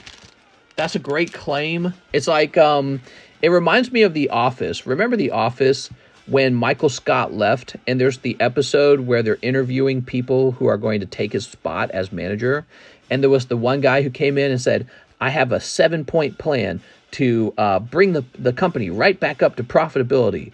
And then Jim and the HR guy go, oh, that's great. What's the plan? He's like, well, I can't tell you. I can't tell you what the plan is. Hire me and I'll do it. Right? So that's what it feels like when Trump says, oh, I'll end the war in 24 hours. You know what I mean? But at the same time, at least he can speak in full sentences. So you almost believe that the odds of the war getting fixed under his administration would be faster. Because Putin, he can't even talk. I'm sorry, not Putin. Biden can't even talk. He cannot finish full sentences with the teleprompter. It doesn't make any sense, man. What are we doing? Anyway, so that's my thoughts on that. I don't necessarily believe Trump when he says that he can finish it so quickly. I just think that I'm very confident that the Biden administration will not be the best choice for dealing with Putin right now. There we go. Hell yeah, man. Definitely good age to start. That's sick, man. Good way to learn connects. The 3 people on Fox and Friends are the same 3 people that were on the 9/11. They've been at it forever. Biden strong. Dems are crazy to let... Aren't the Democrats going to primary him? If they don't primary him, I'm going to be shocked. Here we are. No one's going to run against him. I'm sure someone's going to run against him. Okay, let's see who's next. I'm going to shuffle this. And I'm going to shuffle this. Did I do this right? Yeah, Raymond Still. Next up, we got Jordan Fossenwave. 3 PokeBRUH, 3 live customs. I have $60 in store credit. You got it. Mister, you forgot the rest of my order. Oh, hold on. I forgot the rest of his order. Oh, 4 Chilling Rain and a Crown Zenith. Give me a second. 4 Chilling Rain.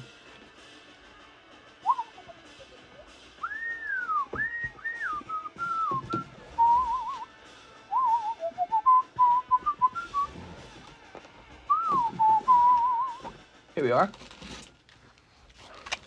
1, 2, 3, 4. 1 Crown Zenith. Oop. Did you call no more orders? Not at all, David. Come on in and place an order.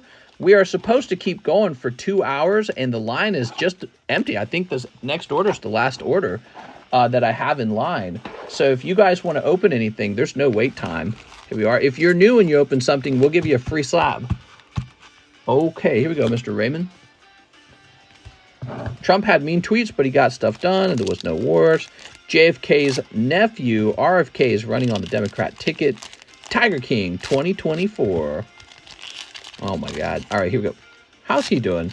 Tiger King, the last thing I heard is that he actually had colon cancer, right? Okay. There we go. Can I see Mini when you've got the time? Can I see the Mini? The Mini slabs? You sure can. Old Cemetery. Show them fancy slabs you got. Oh, Psychic Energy. Yeah, we can actually stop and get brand new slabs up on the table probably. Avery. Elon Musk 2024. I would vote for Elon Musk in a heartbeat. I really like him. Although sometimes when you listen to him speaking in an interview, you're like, all right, maybe he's a little more goofy than I thought. He presents very well. So he comes off as very smart. Raymond Still. Mr. Raymond. Let's grab your bag. Elon Musk can't run. I don't see why, because Elon Musk should run. I would vote for Elon Musk. I don't care what the rules are. Elon Musk, born in South Africa. I don't care. I'd still vote for him.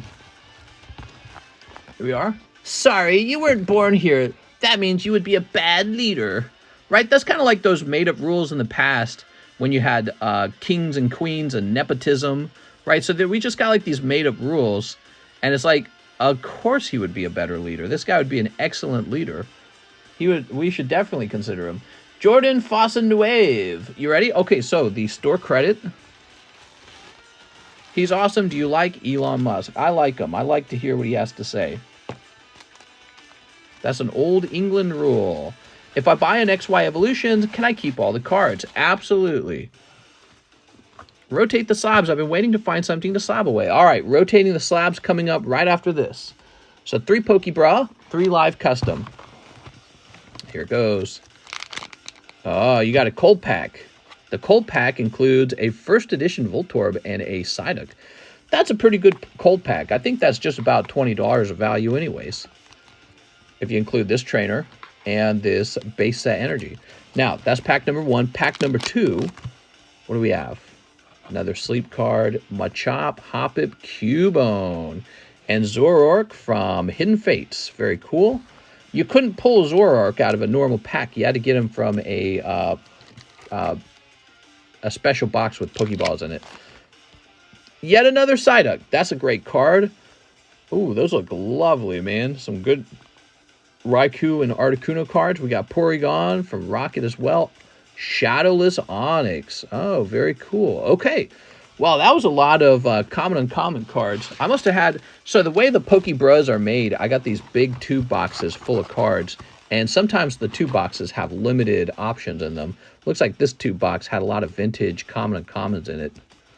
Zoroark's cool. All right. So, I tell you what. You ordered 3 of them. Let's get you a bonus.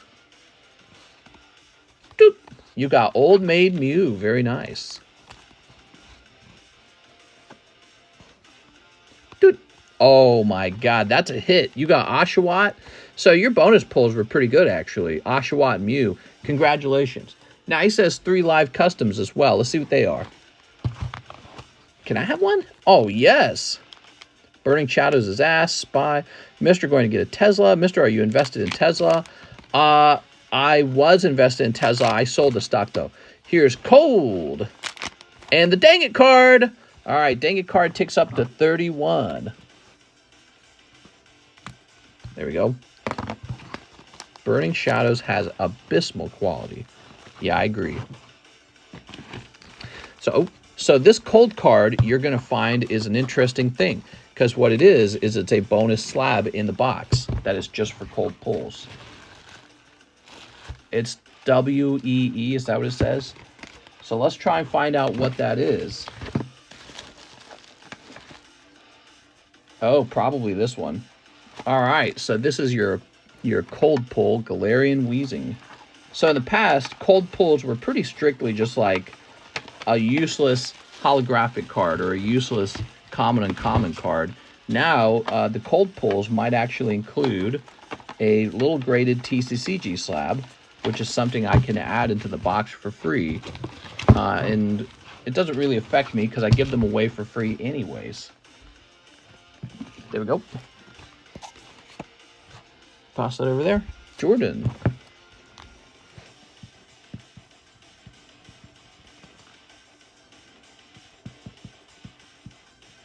Foss. Nueve. There we go. I want to start opening Phantom Forces just to pull that Dialga. I have a single pack of Phantom Forces if you're interested in it. There we go. Jordan.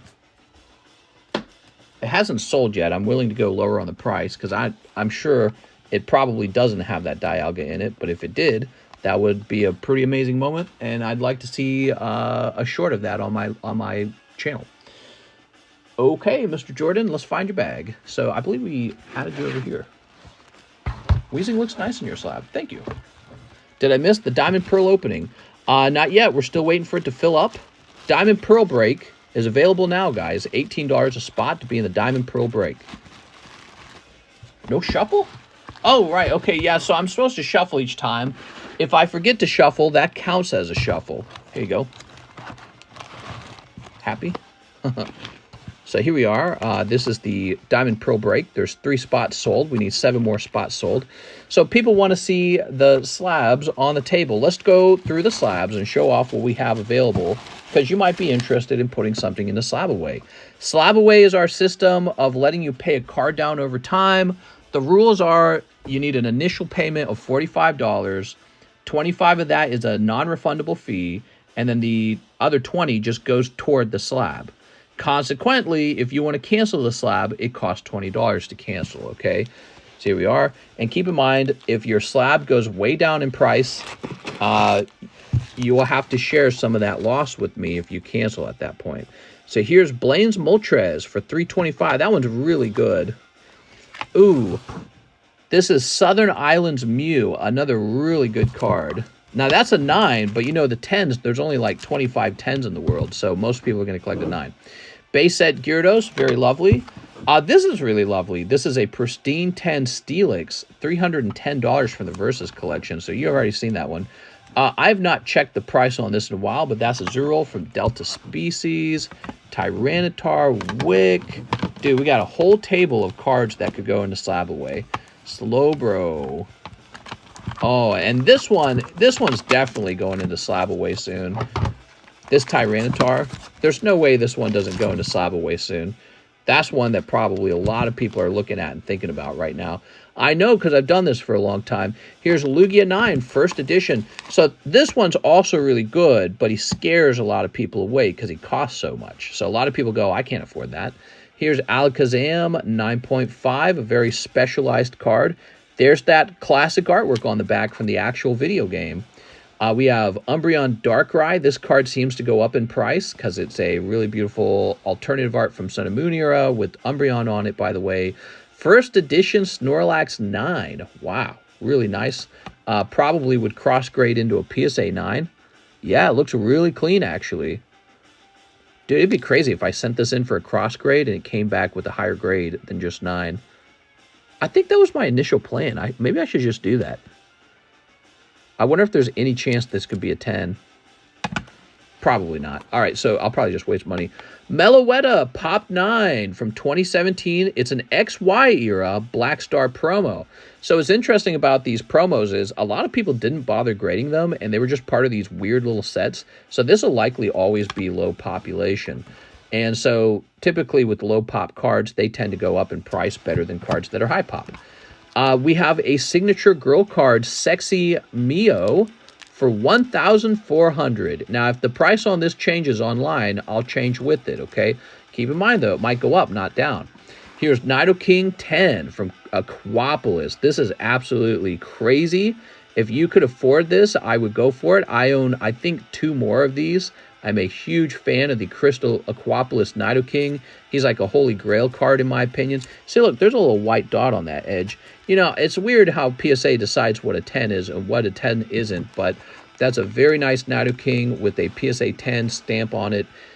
Arceus 10 back there. So what I'm seeing here, we got a huge pile of really high potential slab aways for somebody who wants to put a card to the side and pay it down over 6 months.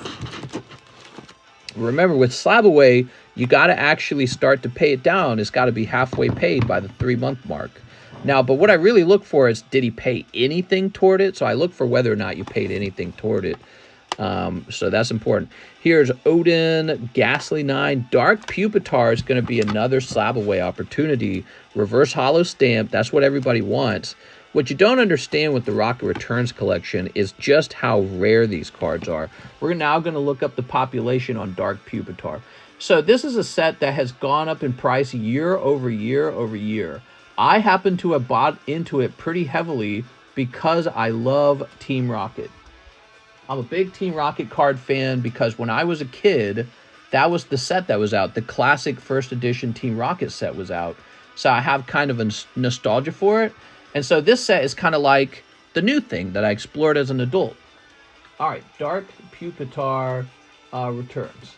Let's look this up.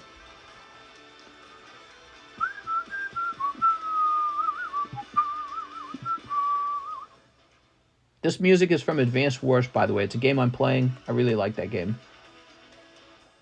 All right, are you ready? Dark Pupitar number 40. Here it is. Population 13. That's why he costs so much. Pop 13. Now, that's not exclusive to him.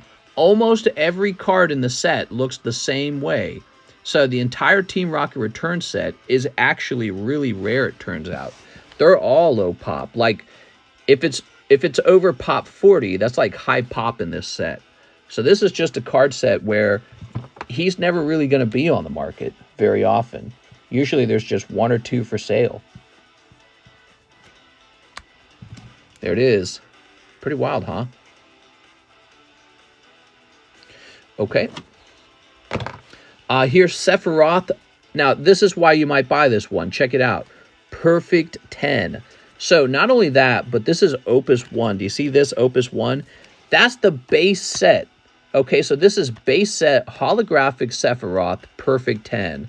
And so, $300, I think, is an extremely reasonable price.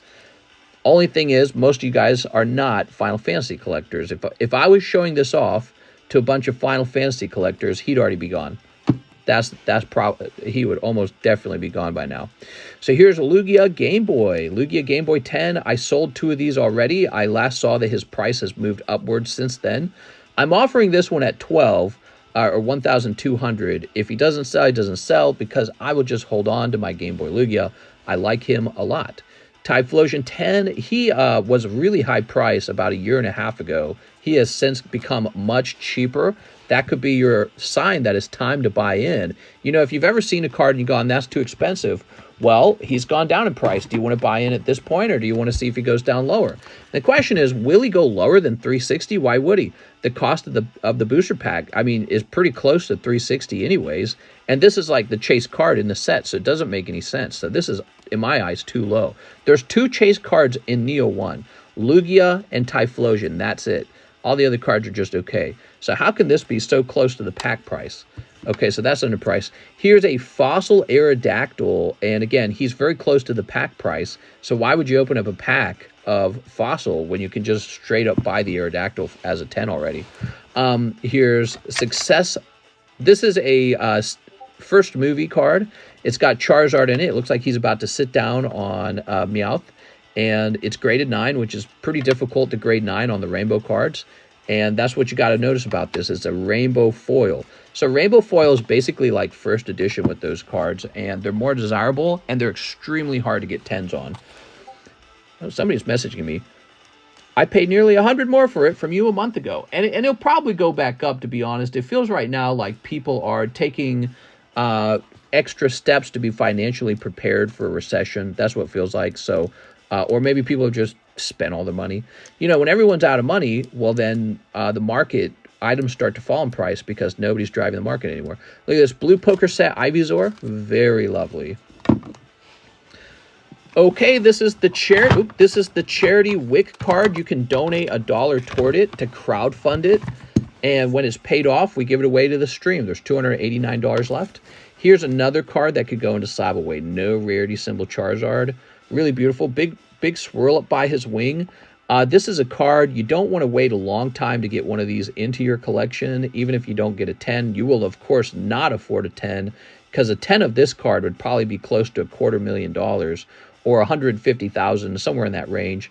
They're never for sale, and when they are, they go for obscene amounts of money. That is one of the most collectible Charizards there are, but a lot of people have to be told that because they don't know about them. Dark Arbok just came back from Slab Away. The person who put it into Slab Away went 5 months with no payment on it. Beautiful card. That's the market price. We just priced it. Here's Dialga. This is a fancier card from Japan in 2007, so it's quite old already. And it's just a really lovely Dialga. Rayquaza. So if you're a Dialga collector, you might want it. That's why I have it, because I know there are Dialga collectors. Here's a card with a very standardized price. This price doesn't fluctuate a lot because everyone cares about first edition base set. So it's PSA 10 Abra. If you're an Abra collector, that might be for you. It's Lightning. This is really cheap. This guy fell in price, so he's pretty cool. Topps Chrome Nidoking. Charizard Champion's Path 8. That's pretty cool. Okay, and the charity card. So this is the last policy. Got any Emerald cards? I do, actually, and they've been for sale. And then if they don't sell, this is another cool look. Pristine 10 from Opus 1. This is Odin, and it has lightning writing on it. Very cool. That's a very cool card. All right, okay, so that's a break. That's a break. Ghastly should probably be a break. There's the Umbreon break, if you like breaks. We could break any of these, by the way. Oh, Acerola's Intuition went up again. 965. Mina's now 550. The girl cards. Oh, yeah, there's a Naughty Girl card. The girl cards are very well sought after. It's kind of interesting because we got this Naughty Girl card, and they just sell, man. They do sell. I have been selling these girl cards pretty much nonstop ever since I received them. So somebody wants them. Here's Dark Alakazam. He is correctly priced. A really nice card, potential slab away. Gardevoir from Burning Shadows. That's just a kind of a low pop card set with terrible print quality, so the population doesn't fluctuate. So that's a low pop card, and it's nice. Here's Emolga from the Shiny Collection, a pricey $1,000 on that. The Destroy card, donate $1 to this, and we will destroy it over time. And the Checklist Cardos. That's all the cards on the table. You've seen them all now. It did take a while to show them all off, didn't it? I'm pretty much ready to take them back down and put up a new row because I feel like I've shown all of these off already. And if they don't sell right away, well, then I'm ready to rotate into a new set. Because what happens is rotating through the sets tends to get the cards sold. So if nobody wants these particular cards, they'll want the cards in the next batch. Mr. doing human trafficking. This is $9. This is $15. I said it yesterday. There's not enough cheap slabs on the table. We need cheap ones. All right, David Ma, 3 Fusion Strikes. What's up, David? David, I got to go get a fresh box. Is there a reason why Slab Away increased to $45? Yeah, so let me explain it to you in high detail. It's an initial payment of $45, right? Oops, 45, right? So that's 45. But what that actually equals is a $25 fee, $25 fee, plus $20 that goes toward the slab. So you have to pay $20 toward the slab. And the reason for this is because to cancel the slab is $20. And what people were doing is if they wanted to cancel the slab, they'd just walk away from it. So they didn't cancel for $20. They just walked away. Then the slab would sit there for 6 months, maybe probably going down in value. And so I would lose the value of the card as time went by. I never collected the cancellation fee. And it was just absolutely destroying me. So now you have to put $20 toward the slab at the beginning. And that just pays for the slab. It goes toward the actual cost. But now if you abandon it, I collect that $20 cancellation fee either way. So you can't escape paying the cancellation fee because if you walk away, you lose $45 now. Does that make sense? Now, that doesn't matter for people who finish their slab away. If you finish your slab away, all you're doing is paying $20 early. So you didn't lose anything. But for people who go, nah, I'm not going to pay that. I'm not going to pay my slab away. They're now going to lose $45 because you are costing me a lot for having abandoned that slab.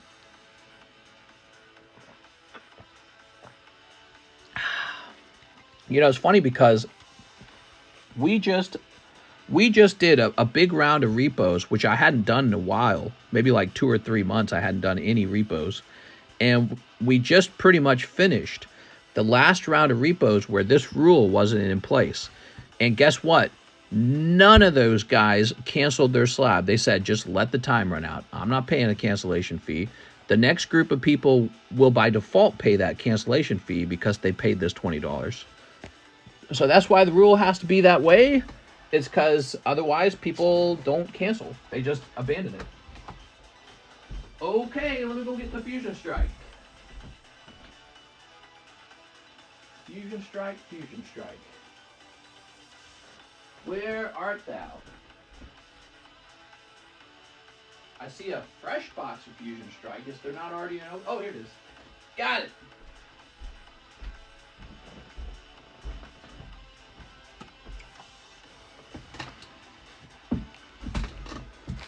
There we go. Yeah, $25 fee, $20 down payment.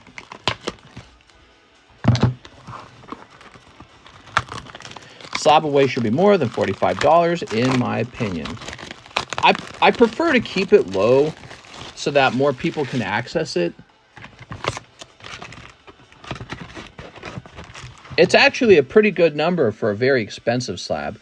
So like that Crystal Nidoking, slabbing him away for just $25 is kind of crazy, because that is a very small interest payment on a very big card. There you go. Oops.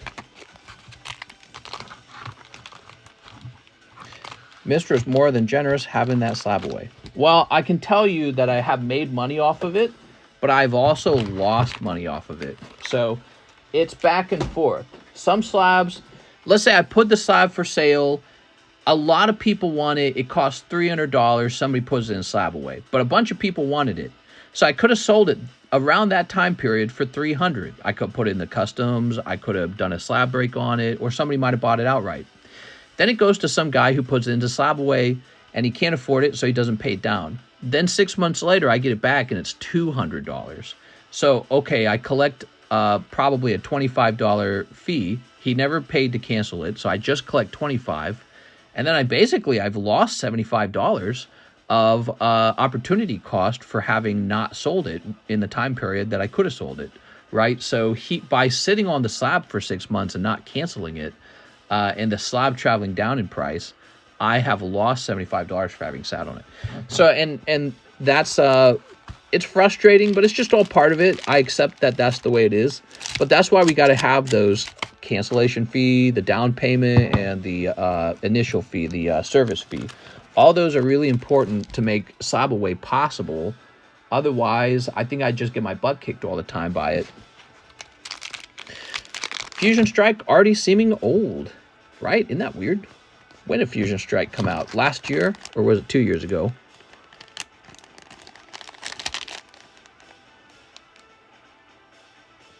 $2021? Oh my God. Can't always win. Yeah, Claydol. If you slab away a $100 card, should you really be buying that card? If you slab away a card that is $100 or less, the slab away fee becomes $10. And I'm okay. I'm happy. I think of it like a micro slab away, basically, you know, like a mini slab away. And it does matter for somebody who's not very wealthy, but they still want to enjoy some special little card. Here's David Ma. Mr. David. You also have to think, when it comes to $100 cards, those are cards people actually do need to put into slab away, because they're the ones most likely to sell, because people can actually afford those. So those sell faster anyways. That's another reason why somebody might be like, oh, I can't afford it today, but I better reserve it because it'll be sold tomorrow, because it's only $100. You know, you're not worried about someone snatching Nidoking tomorrow necessarily. Okay. David Moss says, I forgot what's in there. You want to see? Boop.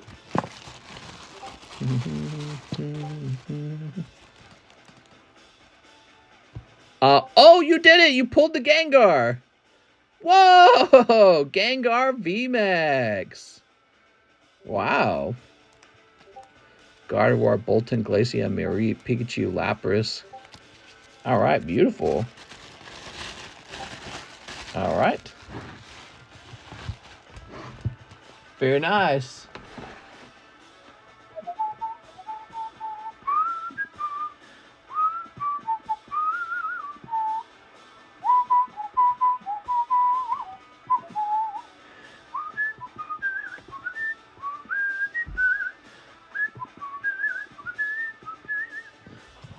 Oops. Forgot about that custom Mr. Art. Calvin Fellman, 3 live customs. Oh, Mr. Calvin, how's it going tonight, Mr. Calvin? Okay, you ready? 1, 2, 3. Galarian Slowpoke. People do like the live customs. Back in the day, live customs used to go real fast.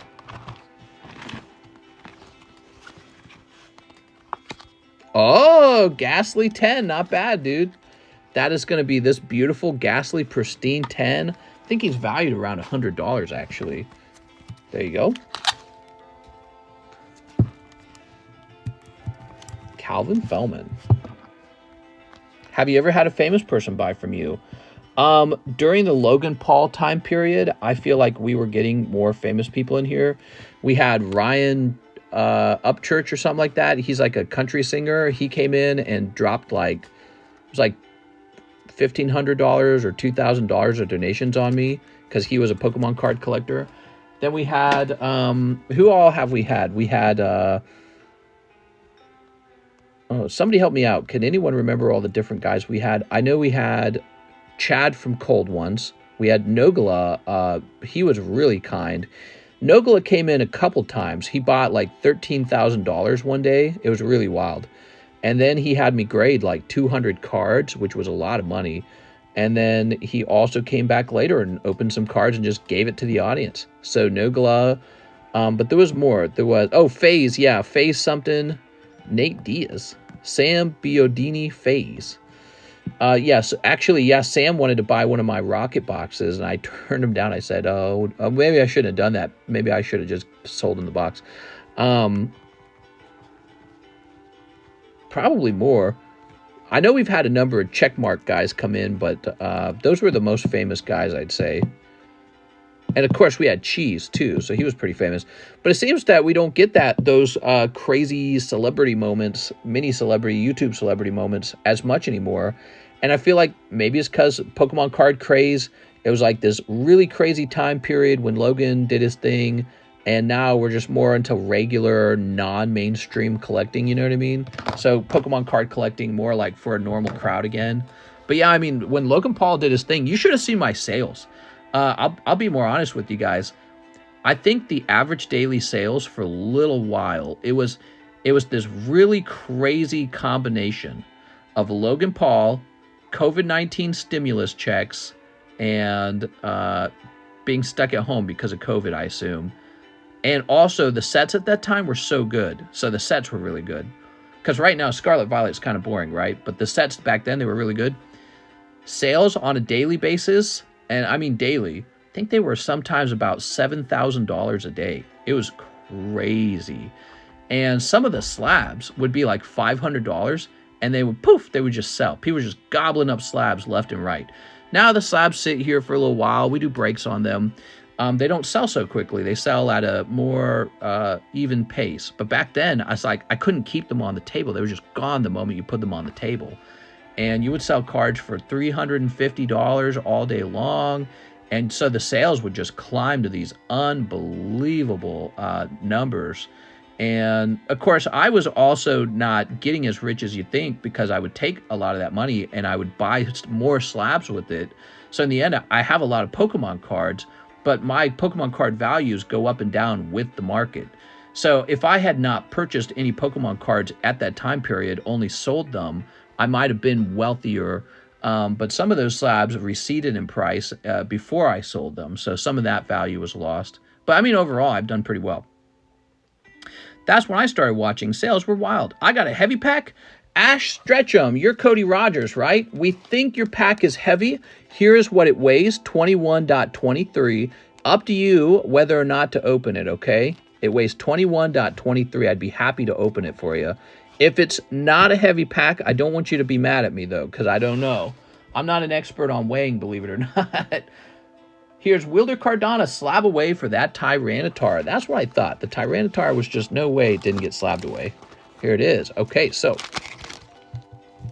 Oh, I see. I'm double sleeving it for you because it's got the authentication thing on it. Open, open, open. All right, we're going to open it. Let me set this up for Wilder Cardona. Just letting you guys know there's basically no line if you would like to place an order to open some cards or get in a break or anything like that. There's basically no line. Wilder Cardona. Good choice. I really thought this one would go. Do you guys see what he's got? Check that out. Oh my God. Excuse me. All right, so let's see. Jump over here. Coughing in the microphone. Mr. Wilder. You're going to go right here. May, Wilder, Cardona. PSA 10, Tyranitar EX. And 600 going to 580. Okay, you got him. Yeah, he was just waiting to sell. Definitely. All right, Cody Rogers said, open, open, open. I've been here a while, says Invicta. The heaviest packs are 21.8. The average pack weighs 20.8. Okay, I'm praying for a heavy pack and a Dragonite, okay? But there's also the legendary birds. Haunter, Gengar. Dude, I'm a pro. Did you see how I opened that? Holy cow, man. Oh, it looks good. See how there's kind of a black, darkish line in there? That's potentially because the holographic card is curving. See that? See the gap? So the holo foil card tends to curve. Hypno! Well, there you go. He still looks beautiful. Congratulations. It is a heavy pack. We're going to clip this for sure. Beautiful card, man. All right. All right. So that was a great round. We got 2 holos that round, which we were still waiting for that to happen.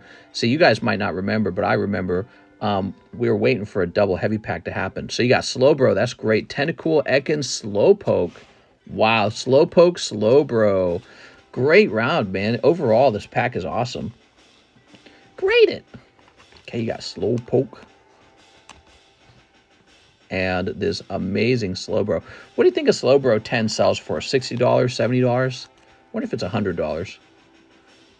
These got really cheap at some point. There was kind of a craze for a while over common, uncommon cards because they would sell for like $100, but they were so easy to obtain. That's kind of over now.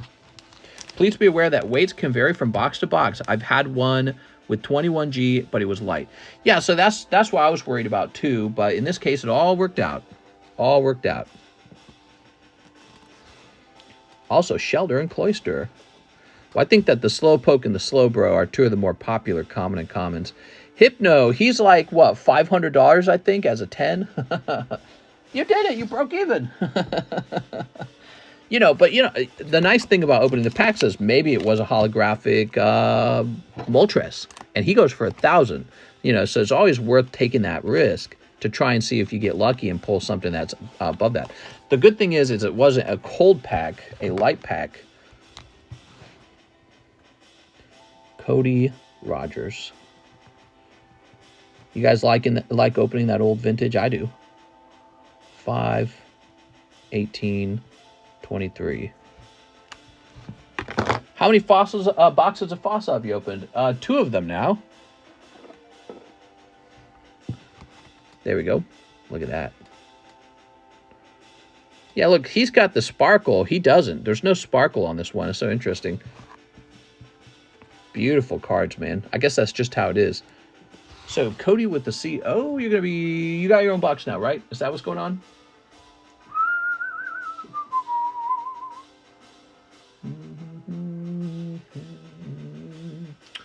Where's Cody Rogers? I swear you had your own box. Did you ship? Maybe he shipped. Cody Rogers. I think we created your own box and then you shipped. Was that it?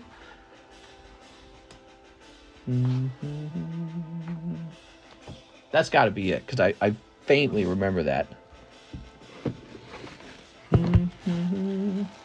Here we are. All right. Broke a case of first edition Fossil a week ago. I have a newer bag. I already shipped. Lovely, dude. Okay, and this is for Mike's side to get a nice clip from. Look at that, Mike's side. All right.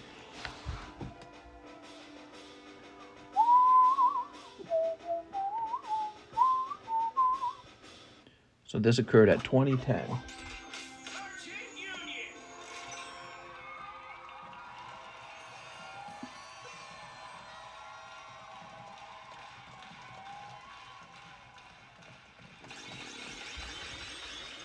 All right. Set this over here. That's in the Cool Kids box. I like to show off what's in the Cool Kid box. If you make it in here, it's because you pulled something real cool, and your card can be in here as long as you want. This never gets repoed. It never gets donated.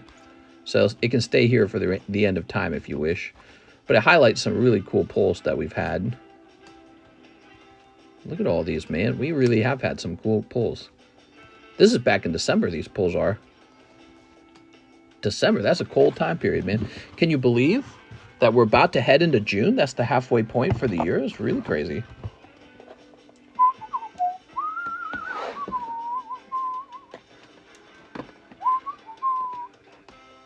Okay, fix that, fix this. Lovely. Mr. Me ship US bag and 15 slabs, please tell me how much to pay. So you're shipping in the United States, $9 then. So shipping in the US is always $9, even if you have a whole bunch to ship. Jordan says, can you check to make sure you put my stuff in the right bag? I'm not sure if that was my bag. Uh-oh. Jordan, I might have gotten overconfident. Oh my gosh. Your bag was right behind his bag. I'm so sorry. I must have done a terrible brain fart. That's so my fault. Okay, let me correct this for you. I apologize. Here you go. These are all yours. Sorry about that. What was I doing? Your bag was right behind his, and I probably saw your bag, and I probably grabbed his bag by accident. So even if I have a lot, okay, thank you, mister. I will pay off my Slab and will ask to ship soon. Yep, even if you have a lot. It's always $9 in the US. I'm going to make it into the Cool Kids box again. Believe it. There you go. Jordan Fasanueve. There you go. Luckily, everything's recorded. So if I make a mistake, you guys visibly see it and go, wait a second. That ain't right.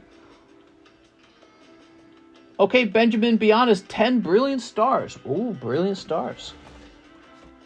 Brilliant stars is one of the sets that really didn't get open very much on this stream. There we go. It's an interesting set because it jumped in price right away. Thank you, Dan. Dinner on me when I make it.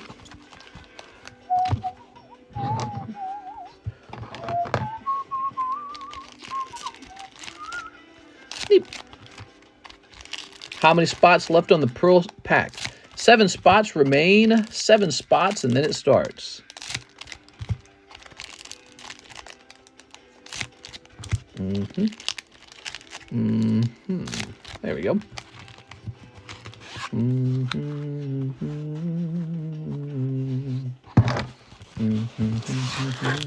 Mr. Benjamin, be honest. What's up, Benjamin? It's Breaking Benjamin. Here's Magmar. Oh yeah, we were going to go to a Breaking Benjamin concert. My wife actually canceled that. She got our money back on the tickets. I guess you're allowed to buy this thing called insurance, where if you change your mind, you can cancel the tickets.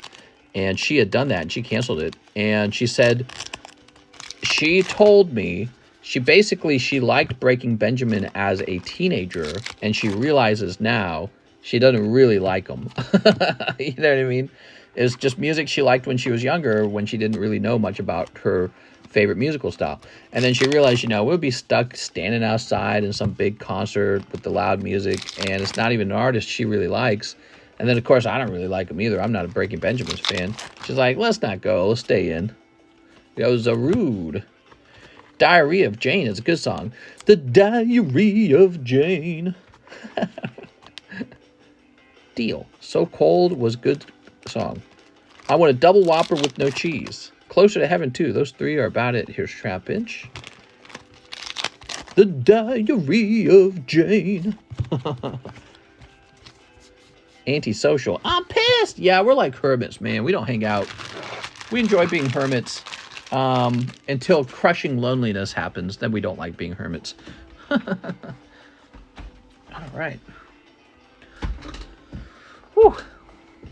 Simvicta, did you blank on your wife? Yeah, what's up, Simvicta? What's up, man? What's it all about, man? You cheat on your wife? Freaking cheating? I'm telling on you. There we go. Why they put cheese on my double Whopper with no cheese? Now I'm going to have poopies. Oh, no. Yeah, the stinky Lactose intolerance farts. Ew. Can you cure my crushing loneliness? You're here. Yeah. You are hanging out. You can. I'll talk to you. We can be besties. We can be pen pals. You guys want to be pen pals? Pen pals was when you talked to somebody over the internet, but there was no internet. Six Corrupted Art says 2 clay burst. There was no internet, and it took like a week for your message to arrive to the other person. Pen pals virtually went away when you could start texting people. Isn't that interesting? Like, what's the point of a pen pal? I've never been married, so no. How do I enter Pokemon giveaway? It's 80 and me. Oh, we should do a round of the giveaway on the Pikachu poker card. Just keep making plans and canceling them. It's your choice, and you feel good about it. I was relieved, to tell you the truth. I didn't tell her this because I didn't want to affect her into not going, but I was not looking forward to Breaking Benjamin. I actually don't like their music very much. It's not my style. And they're kind of like, I categorize them as kind of like Linkin Park a little bit. They're kind of like from that time period. And it's not as whiny as Linkin Park, but still it's sort of like the emo goth style a little bit. Not a whole lot, but a little bit, right? And it's okay. It's like for the radio music. That's music for the radio. And I didn't want to stand out there in line trying to figure out tickets and everything, sitting in a little seat getting bit by mosquitoes, some fat guy next to me. So I was glad she canceled. I didn't even tell her I was excited. I was like, oh, thank God. Thank God. Mister, I feel sorry for all my exes. Should I marry them all? You should. You should marry them all at the same time under different names and then move from town to town. Loneliness is only a product of self-confinement. It's a real problem, actually. The Attorney General came out and said that loneliness is a big problem in the United States and that it is going to cause higher rates of suicide, higher rates of depression and anxiety, which actually apparently leads into heart failure and into cancer. So it's like if anything's bad with your body, it's cancer and it's heart failure, guys. That's generally what it is. So it's going to lead to all these problems, and it was kind of fascinating. So, yeah, apparently we all need to meet up or something. I mean, we're meeting up here over the internet, but according to the Attorney General, you need to meet in person too. I guess this is better than if you were truly alone, though. Like, imagine you were doing nothing but watching Netflix. That would be very lonely. Just sitting there watching Netflix, some anime. Everyone sleeps alone, live alone, eat alone, talk to no one. Yeah, something like that. Something like that, man. So I need like an empty box. Do I got an empty box? Maybe I can make an empty box. Yeah, the box is almost empty. Let me pull this to the side. Ugh. Wait, maybe I can use this. Oh man, there's just so many slabs. I feel like if I get these, what I do is empty one of these into the other. These are like completely unpriced slabs. These haven't even been priced yet. But it's more of the Cardos cards, and those definitely sell pretty slow. It's because they're not graded 10. Oh, look at this, a complete General Mills collection. That's funny. There's that thing. Anything interesting in here? Blaine's Charizard. Whoa. He was sitting in the box. What's he doing at? He's just sitting in this box all casual. Here's a pretty cute card. I like this card. Alright, this will be really hard to reach back here. So what was in this pile? Whoa! Look at that. Do you have any Lugia? Let me go get my Lugia. These are not correct prices. I have to check this price, so don't try to buy it at that price yet. Just letting you know ahead of time. Look at this. Okay. Eradicate, Cecil Whitaker's Pizza. Okay, cool. So these are all in here now. Sent for the Doug Trio. Yeah, don't buy those yet. They have to be tested for price. Those are old prices, not up-to-date prices. But he may have actually gone down in price. Mr. has more plastic than parts of the ocean. All right, so since none of these slabs have sold yet, they're all coming down.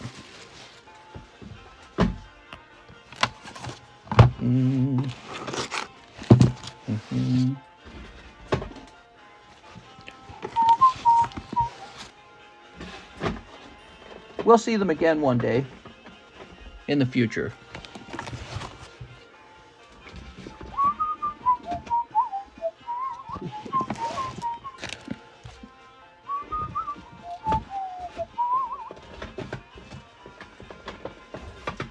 Come on now. Don't do that to me. There we go. Sent for the free Articuno. Don't pack away the slab breaks. Oh, I've got them to the side. You're good. You scared me there. I was like, what am I doing? Okay. And that needs to get moved over. This needs to get moved over. And what I need access to, I've got this buried box. I need to unbury it.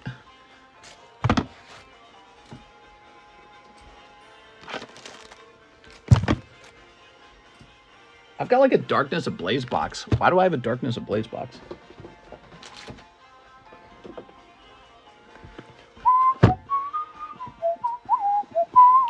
So what is this? Oh, the triple beat was under the table. Okay, triple beat should not be under the table for now. I don't have room for that. Ooh, all right.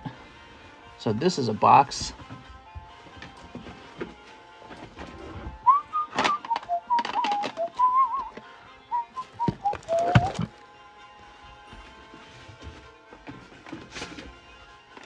Sent for the base set booster box. Oh, thanks, bro.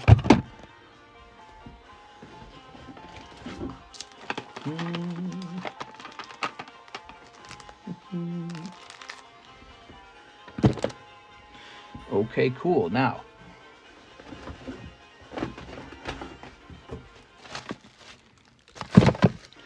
I remember when TCC opened 3 boxes of Darkness Ablaze for me, says Russ. Oh, yeah? That was a while ago, huh, Russ?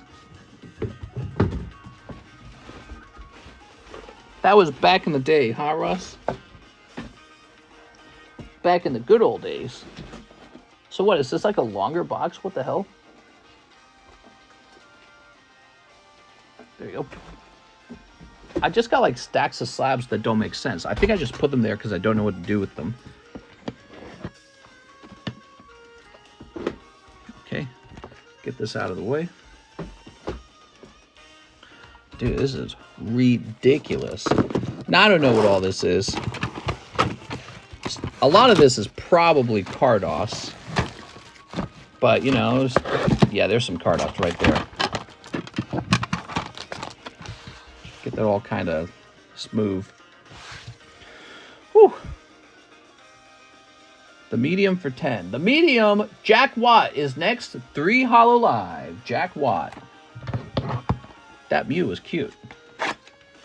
She's totally into you, bro. The Mew is. Set that on top for a minute. Signed card. Signed card. What? Cosign?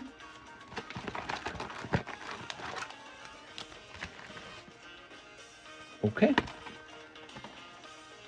1 Clay Burst. There we go.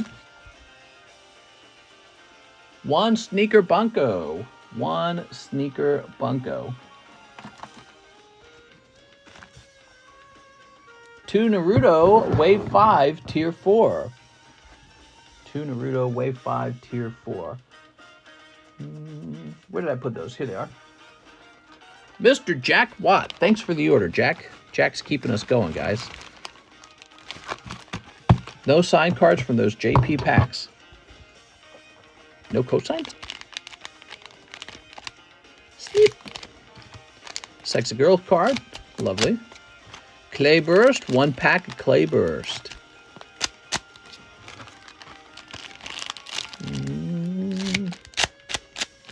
There we go. Oops.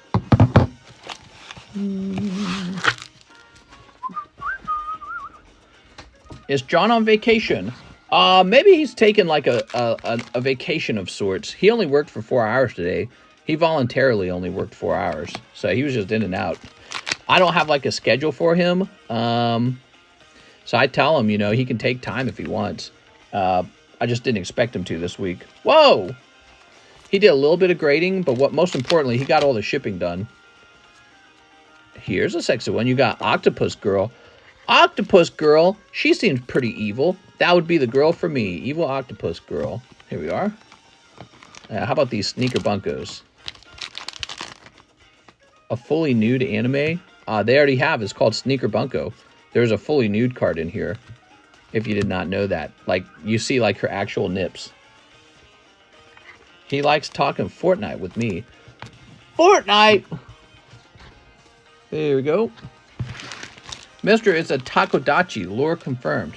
What's a takodachi? You tell me what it is and I'll confirm it for you. Need strict rules like the kitchen? I saw that card last video, I think. I did see that. Soup. Okay, ready? Okay, we got the lenticular card. So cool. The fan base of the Octopus Girl. Oh, I see. Oh, you got Sexy Hinata. I feel like Sexy Hinata should be the card in the front in this pack.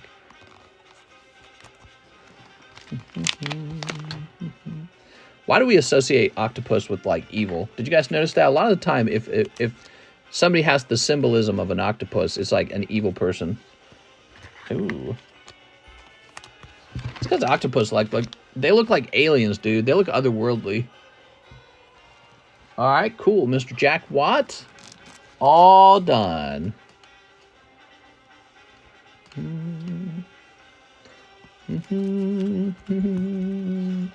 Jack Watt, single-handedly keeping me live. Hail Hydra, mister.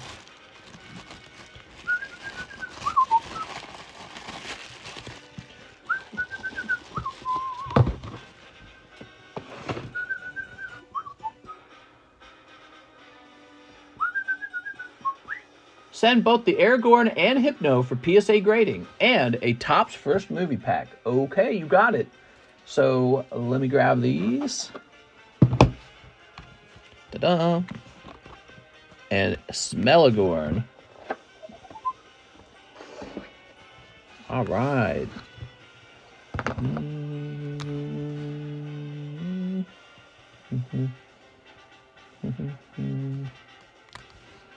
Let me see them Lugias. Oh, yeah.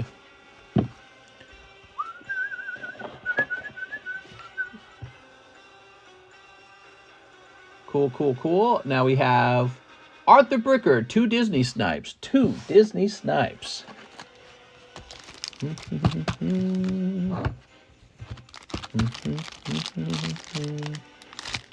How are y'all making money in FN?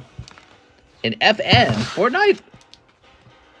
Who's making money in Fortnite? I want to make money in Fortnite. Chippendale.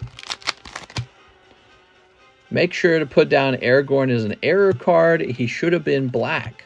That's right. What the hell? Apparently, we got a wrong print Aragorn where he's still a white character. Didn't they know he's supposed to be black? Arthur Bricker. Just like Token wanted him to be. Finally, someone interprets Lord of the Rings correctly. There we go. Jake Dale, can I get 5 Dawn of Z Legends? Dawn of Z Legends. Oh, that's okay. There's so many different names to memorize. I'm a Fortnite creator code. I'm Apex addicted. Uh-oh. He's got an addiction, guys. We got to send him to rehab.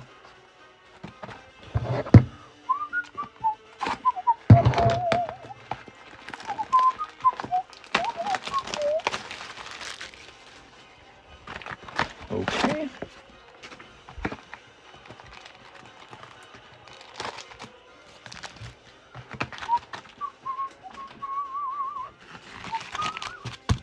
Do you think video games make people violent? Video games? Yeah, I mean, I've been playing war games on my Xbox, and I'm about ready to commit mass murder. There we go. I think I'm ready to start a war, actually. The video game made me. Just like in South Korea, one of the places where young men play video games the very most. As you can see, it's a very violent society as a result of all the video games they play. Oh, wait, no, they're not. They're one of the most civilized societies in all of the world. Look at that. One of the most civilized, least violent countries, just like Japan. There you go. Son Gohan. I find it really interesting how the Asian countries have that lower crime, and that's like consistent when they're over here in the US too. You know, you don't hear a lot about 60-year-old Asian grandmas committing a lot of murder, right? They just don't do it. They just don't do it. All right. Putin plays Advanced Wars. That's why he's so good. Jake Dale. You can drink Bud Light in America. Here you are. Night Mister and chat.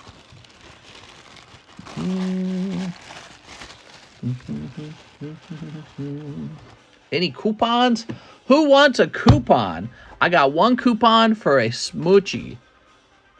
And then two coupons for half off Spankies. Spankies are free. You ever feel other countries lie about their crime rates? I don't know. I suppose it's possible.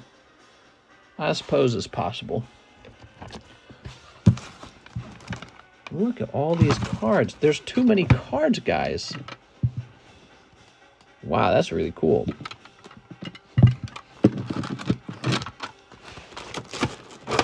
That's Cardos. What's this? Cardos. Oh, so it's all Cardos, basically. Okay, so I need like a place to put all this damn Cardos. I got a ton of it. Well, how about that guy? That's beautiful. I'm ready to send this card back out to PSA, man. Just crack it and send it back out there.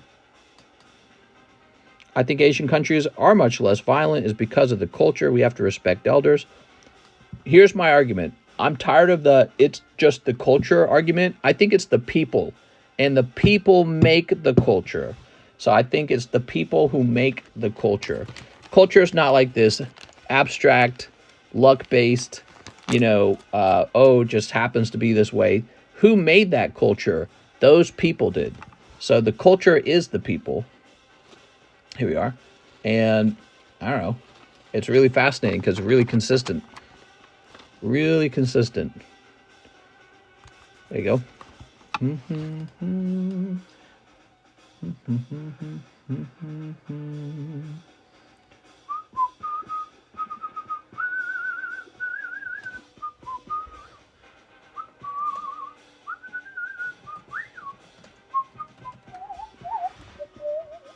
So this Raichu, oh, I don't think you guys can afford him. He's too expensive.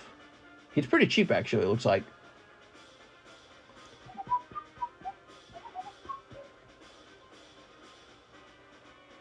Okay. Wow, man, that is cheap.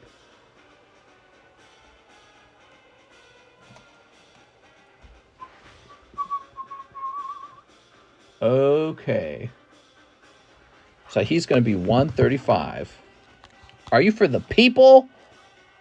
No, I'm for the aliens. What do you mean for the people? What does that mean, being for the people? The people want Diamond and Pearl era, mister. It's up there. It's for sale. People got to buy into that break. I just made an order, says Evan Shea. What's up, Evan Shea? So that's 135.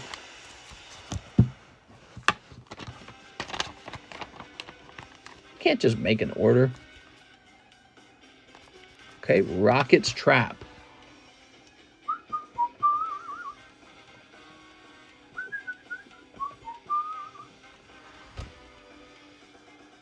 That seems pretty expensive. So here's one for sale for 300. Oh, what is this? Go back. Oh, I see. I changed. There we go. Okay, so we got a 9.5 on eBay for sale for about 120. Why is that Raichu so cheap? Do nobody like that Raichu? You should have guests on your show. All right, my new guest. Who would you guys like to have as a guest?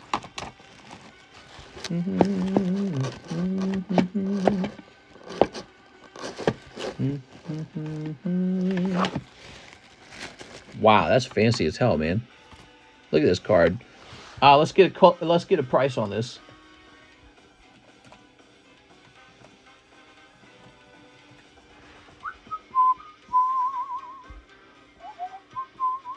The cheapest one is $90. Tammy and Jen. Joe Rogan, Cheese. Alex or Cheese in Discord. You should have Tammy and Jen. DSP. Cheese says, me? Cheese, they want you to be a guest.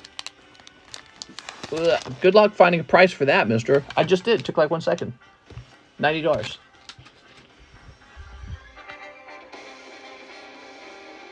See, 90. Alex Jones.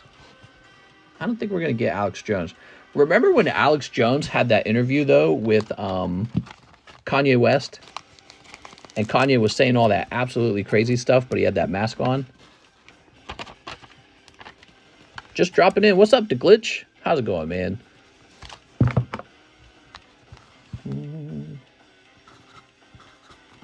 We'll do $88 on our Dragon Blade. Cheese, you're famous. Net and Yahoo. Or Yoo-hoo. Net and Yoo-hoo. Yeah, that was funny as hell, man. It was so weird. It was like...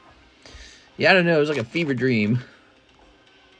Okay, Jack Watt says, let's try one more time for tonight. 3 Hollow Lives. And then he disappeared. He disappeared.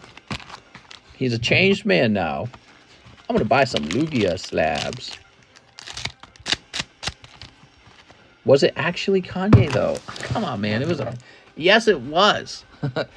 Everyone says that. Yeah, but maybe it wasn't him. Ooh. Here we go. Okay. Signature snipe. Hopefully. What we got? Holographic girl. Let me trade Espeon for a Disney 100 box. Was it that Espeon you just pulled for $10? Is that what you're referring to? Because I might accept that. There we go. Oh.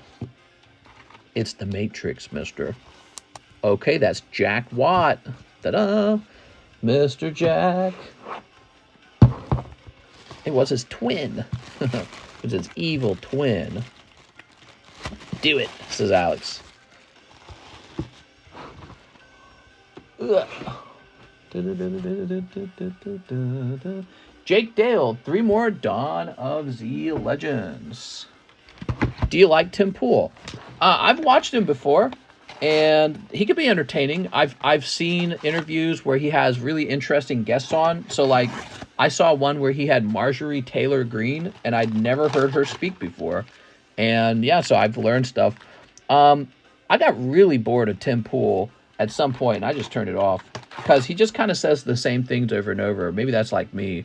And he's like weirdly narcissistic. I don't know how to describe it. Like, he talks about himself a lot when it comes to, like, yeah, I don't know how to describe it. He talks about himself in a certain way, and he's constantly trying to create this, like, us versus them persona where maybe he's oppressed or something like that.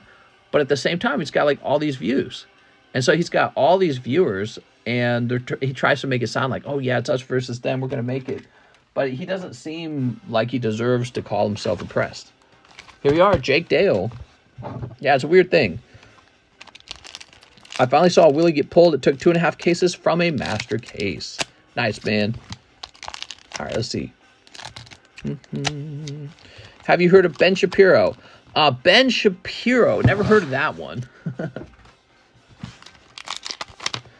Oh, look at that. You got a God Pack, Jake. Okay, Son Goku. Vegeta. Son Goten. Krillin. Son Gohan. Demon God Salsa. Salsa, really? Here's Krillin, Drum, Demonic Subordinate, Bardock, these two guys whose names I can't read, Son Goku, Fated Rival, Rush Attack, Vegeta. Okay.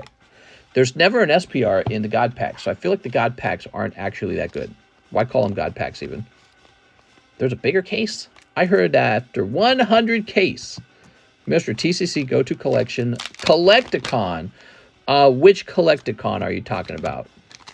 Is there going to be one out here in Missouri that I could probably just drive to and then drive home from? Or is it going to be like far away? I failed, mister. I ate some sweets. Damn it, Pokesly. Pokesly, now you're fat. Gross. Okay, Jake Deal. We need that sound effect. Let's see. Ben Shapiro meme. Daddy's slut.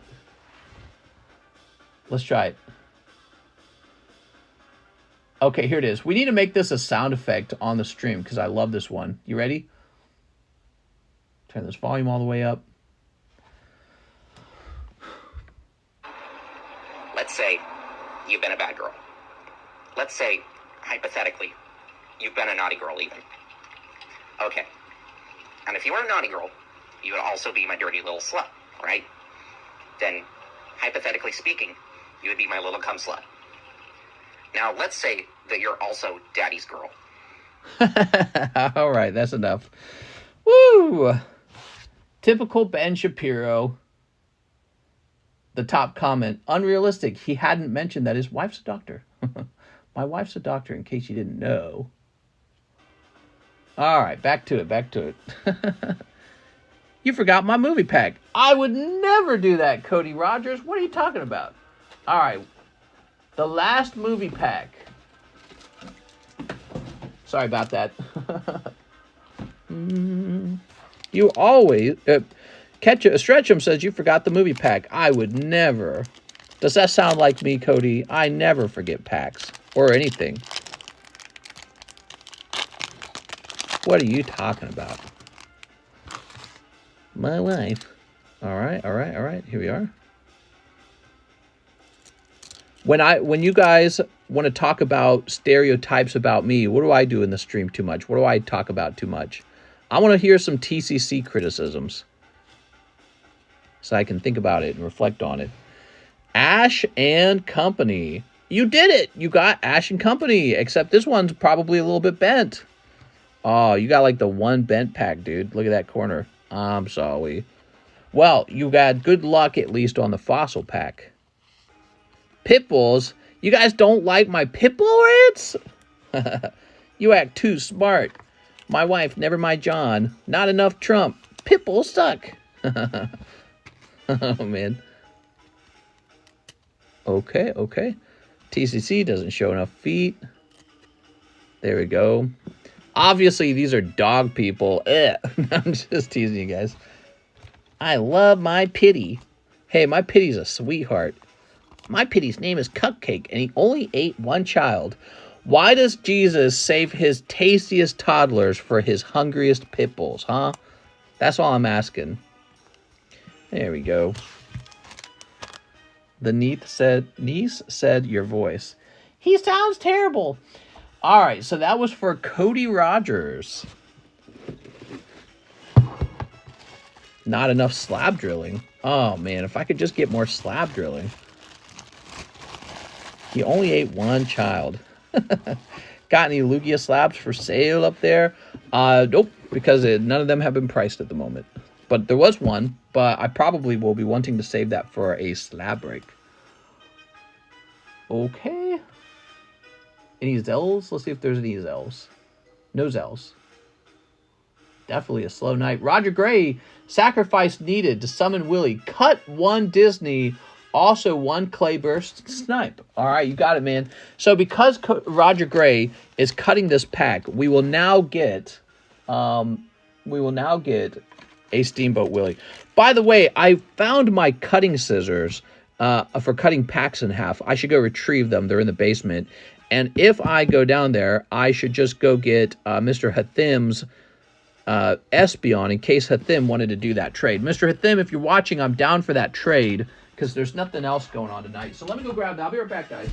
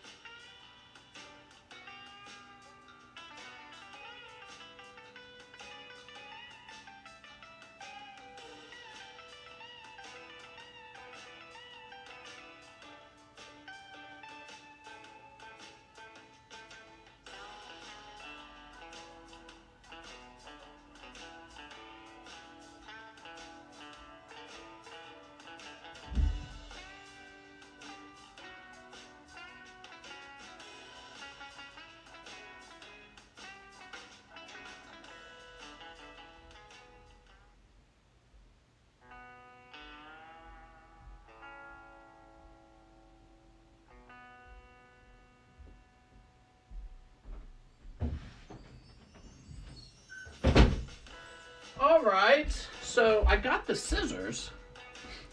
I could not find the Espeon. It's not up here, right?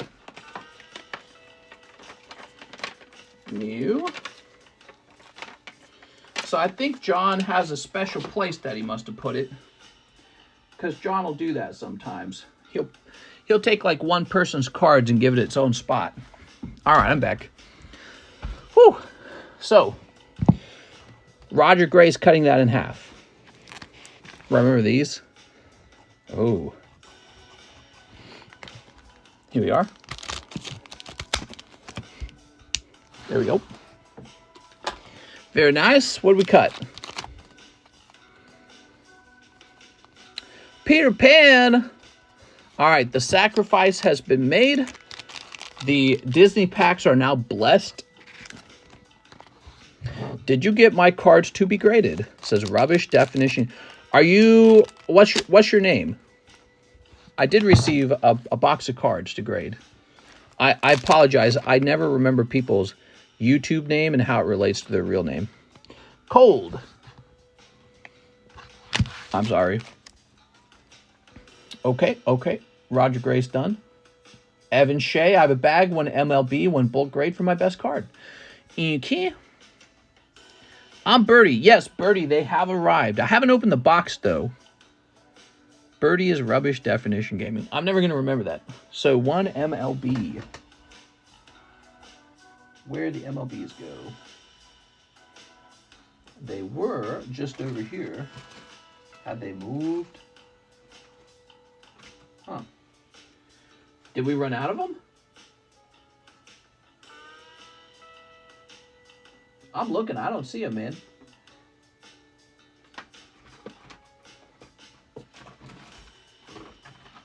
I don't see them.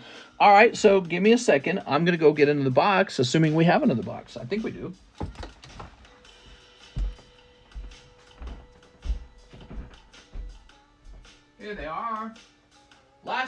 box. We got one last box of Gypsy Queen, and then I think we're sold out and ready to get some new product. Instead of MLB, can we do Shining Fates? Well, would you like me to open this instead? I don't know. I'm waiting for deals, says Alex. What deal, Alex? What do you think of that legendary Zard I sent you on Instagram? I don't think I've seen it yet. I'm sorry. I haven't seen it yet. No MLB, please. You got it, man.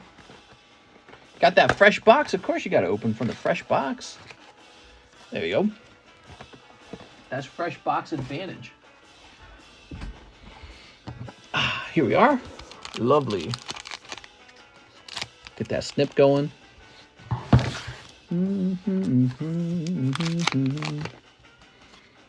We got rookie. I think that was a cold one. All right. One rookie. Which Snorlax slab do I have with you? I can't remember. Well, I don't remember. You think I remember? By the way, here's a reminder of the breaks. We have lots of slab breaks going on right now.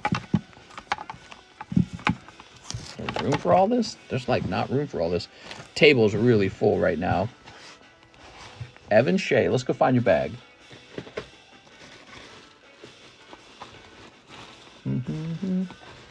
High ceiling in these, I feel though.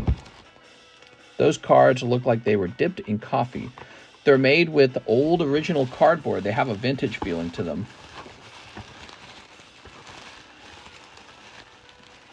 Yeah, I bought them on a recommendation from a website that was rating the latest cards for 2022. And they're like, yeah, we really like these Gypsy Queen cards.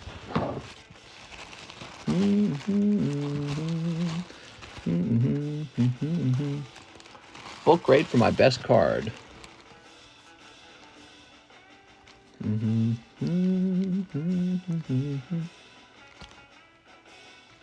That's out of like 400. That's kind of cool looking.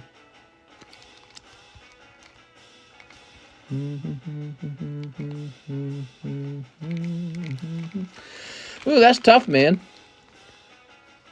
All breaks on the table, huh? That's right. Yeah, I don't know, actually.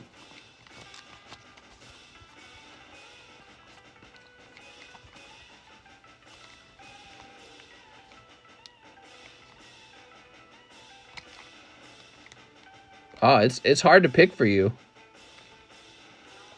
I guess the numbered card. That's a first edition Grimer. The hollow card. Okay, and that's a ticket. Okay.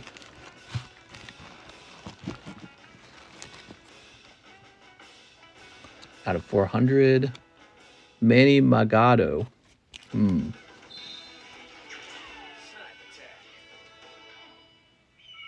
I don't think I'd grade that one. It's actually not bad. Maybe the Grimer. I got a feeling these aren't really worth all that much. Out of 400, I mean, what's even the point of numbering it then? Out of 400? Nobody gets excited for out of 400. Pop 400? That's like not rare. Might as well not stamp it.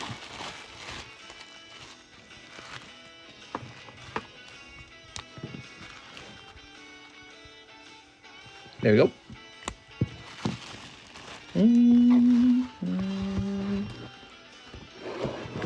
Okay.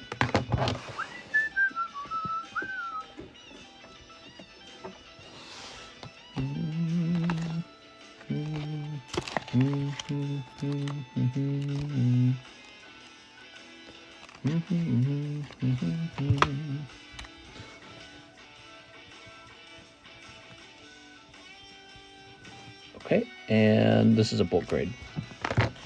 Grimer's banned in English too? Yes, they banned it. No, they didn't ban it. People just remember the card that way. Okay, cool. Let's get a slab priced up on this table right now.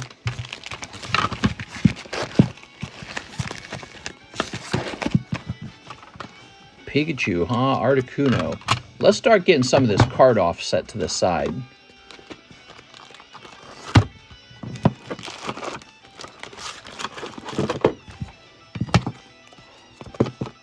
These are old prices that need to be updated for some of these. What is this? This is a 9 from Beckett. That's so weird. Was I buying these? Weird.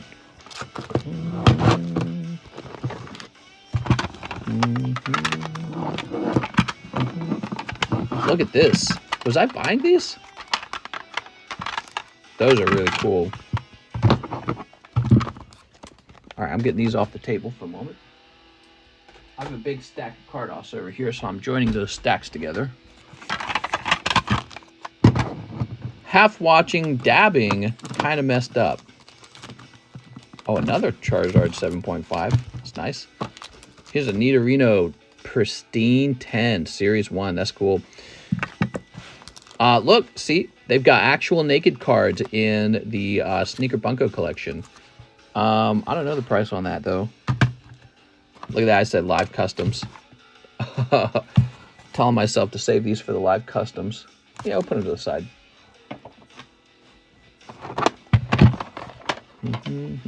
There's a Snorlax. There's a Vulpix. Charmeleon is actually pretty cool. I mean, these are all pretty cool. That's the thing. We'll get some of these priced up. Let's leave some Cardos here for pricing.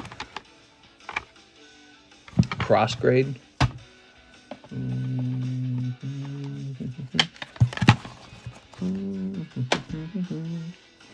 No drugs. Kingston might be watching. Yeah, right, guys. We got to set an example for Kingston. Aw, look at this Misty Cubone. So cute, man. That is meant to be in my personal collection. That's not meant to be over here. That's so cute.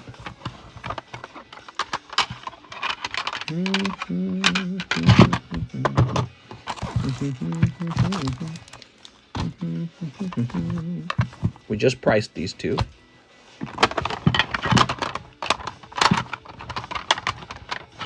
That's a Dragonite. All right, so a lot more of these hollow Cardos cards. I graded an enormous number of Cardos cards, and guess what? They almost never grade 10. Almost never. Now, I know what this bag is. This is a bag of the future Slabaways. Look at that. That's cool, man. This is a bag of future Slabaways.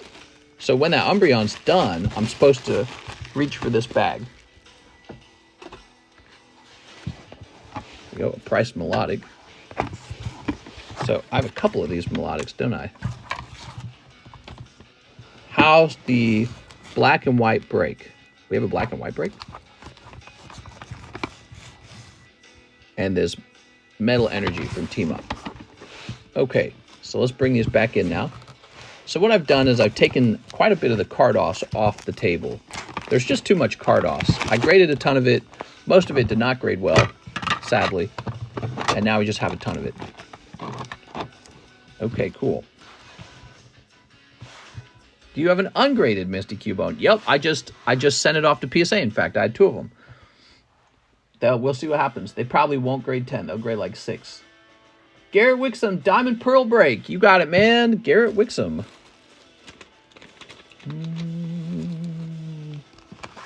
Okay, Mr. Garrett. Did you read Death Note? I did neither of those things. I had a girlfriend who was really into Death Note. And she was like, you gotta watch it, you gotta watch it, you gotta watch it. I'm like, okay, it's gonna be the best thing ever. And I started watching it. I'm like, boring. Garrett Wixom. There we go. I was like, what is this for weebs? Old maid. Okay. Guess my ex-girlfriend liked anime, and my wife likes anime. I must have a thing for, like, nerdy girls, probably. All right, Garrett Wixom. Boring.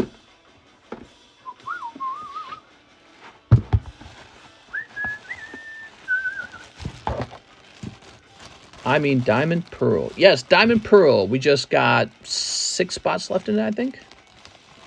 Or 4 spots? There we go.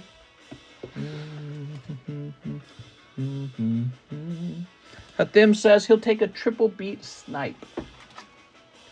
This MF doesn't like Death Note. Get him! Death Note. I'm going to write their name in the book and they're going to die. Boo. Oh, you'll never catch me, detective guy who's really autistic. Ugh. That's Death Note, the whole series. I've almost got you. All right, Mr. Thim. There we go. We got Skeledirge Bar. He's so funny. I don't know. Maybe I'd enjoy it. How come you don't sell raw cards? I got a good reason. I'll tell you why, Fallen Greed. It's too slow of a way to sell stuff. So it's like you got to price every one of them, and then they go for significantly less than a slab. So I prefer slabs and slab breaks. And then if you want a bunch of basically unpriced raw cards, they're stuffed into the PokeBRUHs. So go after the PokeBRUHs if you want raw cards. But what I don't do is I don't sit there pricing individually ungraded cards. All right, Mr. Hathim with an H. He's got a bag, right? It's over here.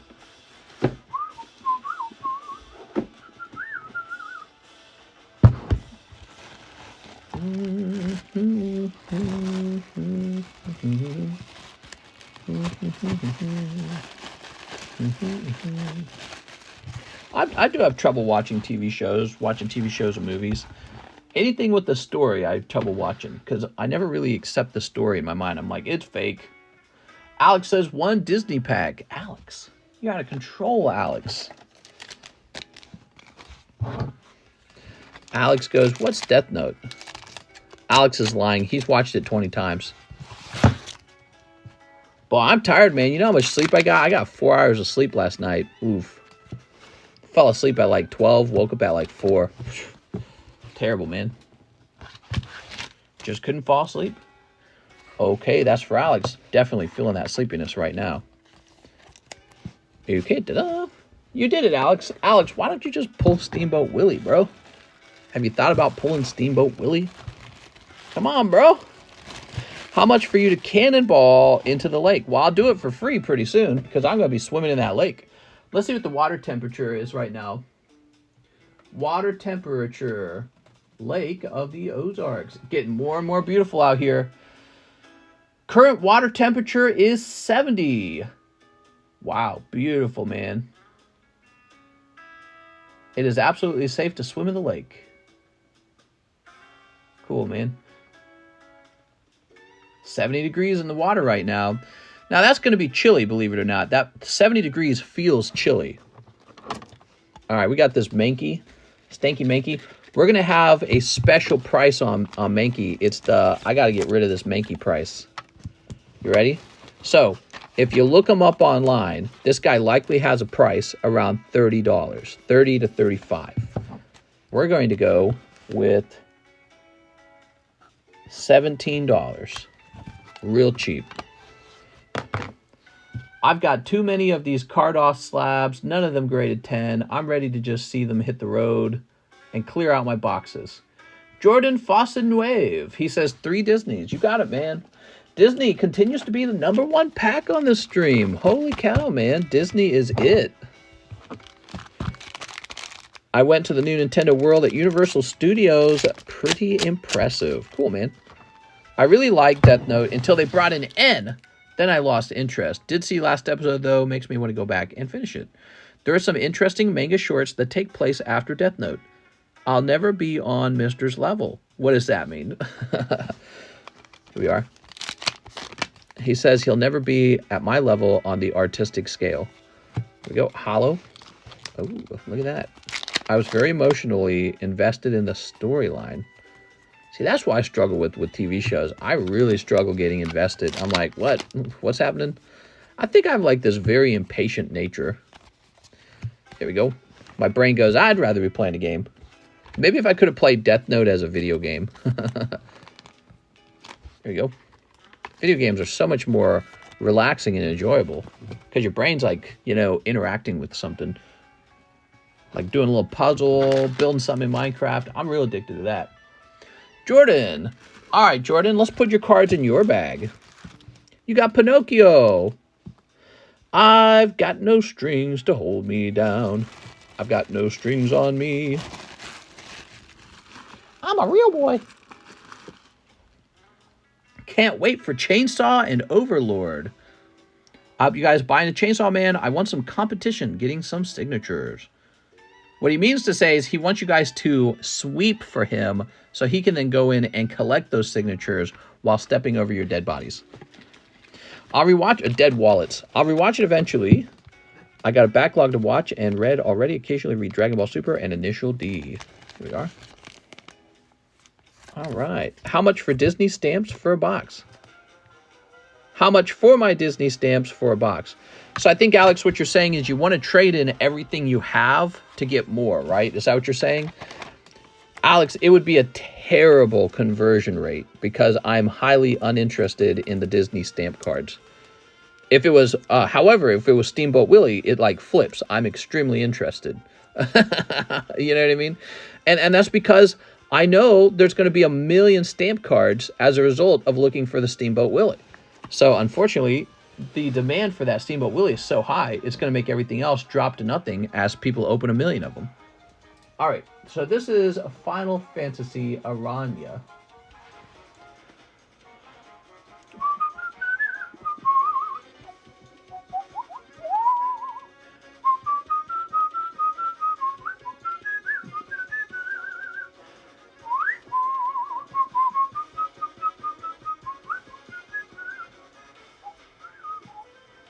Let me add PSA to this.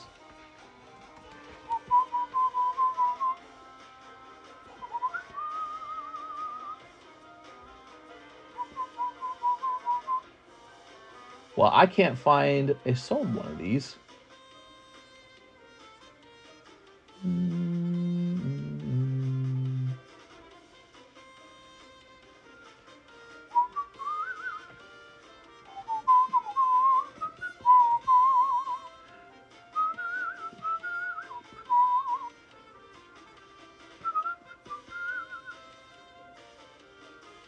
So, I'm thinking that this card will just be for eBay, because I really don't feel like I'm going to get enough money for it over here. So this is going to be an eBay card.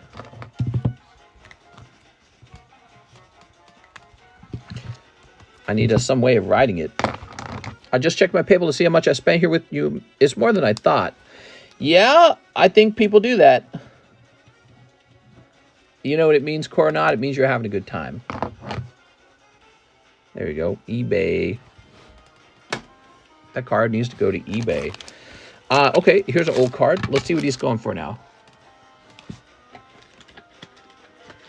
I've spent almost $6,000 here. You know what's crazy, Coronado, is there's people who drop $10,000 easily on cards, you know. There's just so much. There's lots of great cards to open. Oh, lots of great cards to open. Expensive breaks. There's slabs. And that can all stack up pretty fast. I was just saying yesterday, I think one of the things that happens, and I think somebody will come in the stream and they're having so much fun, they empty their bank accounts out, and then the bank account's empty, and then they're like, okay, bye. Just like that. And it's not a very sustainable way to collect. There we go. But you know what you're doing? You're just doing what I did when I started collecting. That's precisely what I did. I did the exact same thing. When I started collecting, I jumped in and pretty much just spent all of my money, every penny of it. But I did it at a little better time.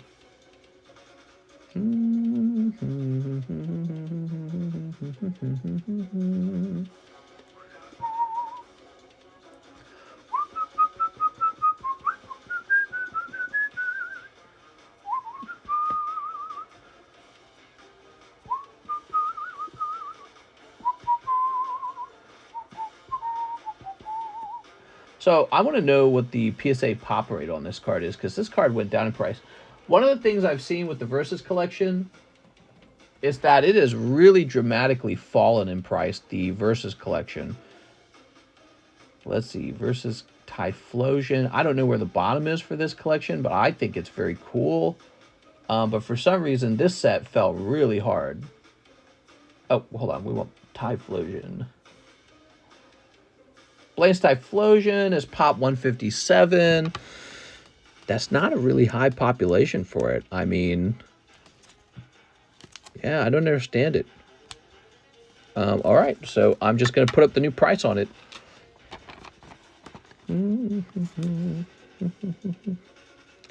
It's so weird. Why did Versus fall so hard, do you think?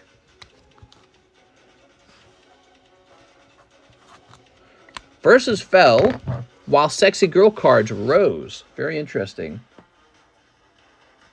Let's see what you guys are saying now. I have access to the beginning of the Grand Canyon. I expected more. Over the past few years, I'm about 12. I spent a lot here. Blew my unemployment checks from COVID. Oh, nice, man.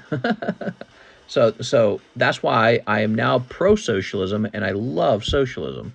No, but actually, you know, all the corporations support socialism, and I think that's because it's like a guaranteed income for them. He says, okay, I'm going to sleep. Good night, mister. And chat, Dark Souls cars would be amazing.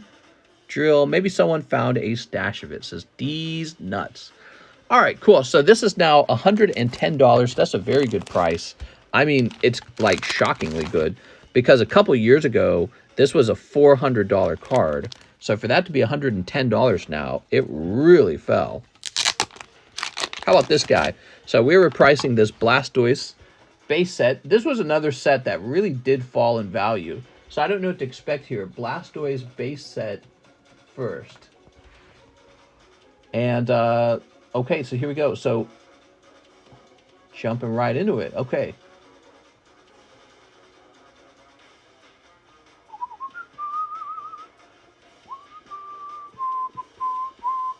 Oh, that's PSA 2, I see. All right, and ours is what, a PSA 6? There's a 4. PSA 4.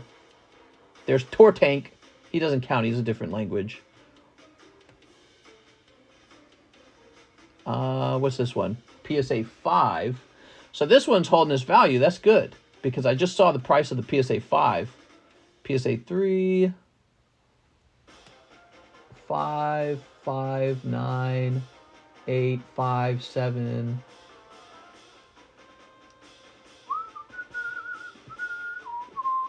So here's a 7 for 1.2 thousand. Oh, that's Tortank. Never mind. That's another language. So that one doesn't count. Oh, found it. All right. So this is the cheapest one. It is not even in the US. It's in the UK. Blastoise 6. Wow. Look at that. He held his value. He has not changed.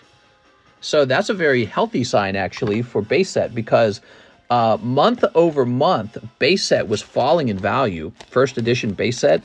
And so the idea that it has not fallen in value since the last time I checked, which has been several months, that's a very healthy sign. It means that base set could be done, and this could be the bottom for base set. There we go. Beautiful. Look at that. Do you have any PSA 10 Mothmans? No. What makes this one a 6? Wow, not much. I might keep it and send it to CGC. I wonder if they'd grade that higher. Wouldn't they give that a potential 8? Let me look at... Oh, you know, it's got some scribbles in the hollow. Yeah, okay, so that one's... I wouldn't bother regrading that one. 6 is already pretty fair. I can't imagine this going to 7 with those scribbles in there. You never know with CGC, but, you know, you also have to be wary when you buy CGC great mid-grades, because they're nicer on their mid-grades. So, you know, PSA mid-grade, you know that they're pretty tough. But if it had just been a simple bump on the back, I know we would have regraded it into like an 8 with CGC, right? But yeah, so there's just some whiting on the edge. Not much, but there's also some scratches in the hollow, and that's enough to do it. But 1.2 is the current price. That is now updated. That's correct. Is the line short? I believe it is. We are headed toward the 4 a.m. mark, but you can go ahead and order. We had a slow night tonight, so I'll be looking to make up some of those lost sales. Yeah, it was pretty slow. I've been doing other things to pass the time. Stephen Mitt says 2 Japanese Scarlet. Yeah, the last week has been slow. I think it's been slow ever since Zelda came out. 2 Chilling Rains. It's been slow ever since Zelda came out. Move this over here. Damn you, Zelda! We were really busy when the new Disney set first came out. I mean, we were swamped. Okay, and one Disney. Could you educate me on the Cardos Charizard? So the artist for this card is Ken Sugimori. He's the original creator of the Pokemon illustrations. And this is his illustration of Charizard from 1997. That's before a lot of other card sets even came out. So this was printed by Bandai, not by Pokemon, but Ken Sugimori is the artist. This artwork is unique to Cardos Pocket Monsters, so it's really unique just to this set. It's the coolest thing. Take a look at that. So cool. So you don't see this artwork on any other sets. And the reason it looks a little cartoonish and odd is because it was drawn so long ago. This was how he originally intended for Charizard to look like. Then they did revisions and changes to the Pokemon over time, and the Pokemon started to look very different at that point. So yeah, but those are his original illustrations, and it's very cool. It's why it's my #1 card set right now, and it's why I graded so much of it. And it really is my #1 card set. I'll show you a couple Charizards that I picked out of it. So first of all, this is also Cardos printed by Bandai, so I like that a lot. But you'll notice here, he has like a swan neck, and here the neck's a lot shorter. But also, take a look at the wings just look kind of different too, don't they? He looks so animated here. The Cardos Pocket Monster collection, each of the illustrations seems to show the Pokemon in the middle of like an attack, like a move. And that is just so cool. But take a look at this. That's my collection of 3 10s. And I was thinking about adding a 4th 10, but I'm not sure if it's worth the money right now. Card market's in a very odd place. I can't tell if it's going up or down. I can't tell if it's going up or down right now. You got cards that go up and cards that go down. I got this for 2.4, 3K, and 3.2K. And I was really pushing the market. I was driving it at that point. And so now I'm resting on it. Trade me your 10 with my 8. I like how they beat up on Psyduck and a bunch of cards. Yeah, Psyduck really gets poopied on. They're really mean to Psyduck. Also, Slowpoke, I think. I think Slowpoke gets beat up on a lot. Okay, Steven Mitz. Steven, I'm sorry. I forgot to put this. This is so cool. I like that I have this. The moment this hit the market, it was $10,000. The moment it hit the market, I snatched it. I'm like, bot. Same with that Gengar. The moment that Gengar hit the market, I bought it. The $12,000 Masaki Gengar. Really like that. I feel like I really have something unusually special in my collection as a result. Sun and Moon, Mooning. Yeah, Ditto gets beat up a little bit too, you're right. There we go. All right. That the very first Zard? No, I don't think so. What is officially the very first Charizard card printed, like ever? It wasn't Top Sun, right? Was it? I don't like the Top Sun cards. They're so expensive, and the artwork is so like normal. What I like about Cardos is the artwork's really interesting and different. I like how different it is. What are the mini Slabbies? And yes, just got the Wigglytuff beating up Psyduck. Oh, very funny. Okay, we've got Scorbunny. We've got Fardakuno.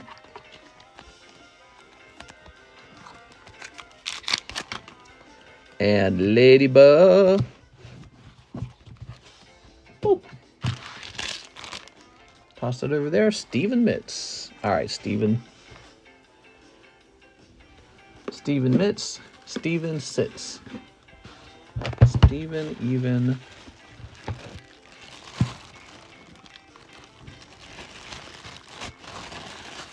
Plitz.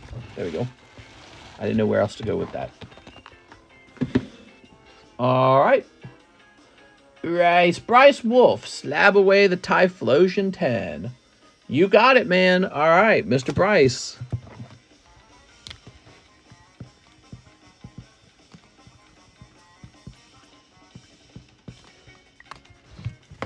Mr. Bryce Base. That's a pretty good price on him. Slab away.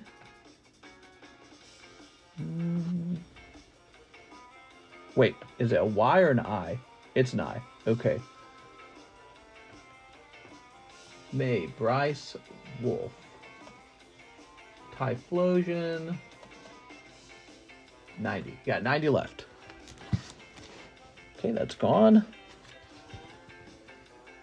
Steven Mitz is done. Bryce Wolf is done. Cody Rogers, $40 toward my slab away. You got it, Mr. Cody. So you have 615. Oops. Minus 40. 575. Boom. All right, all caught up. Let's get a price on this Smart Ikuno. If he's too cheap, I just want to keep him because I like the 9s.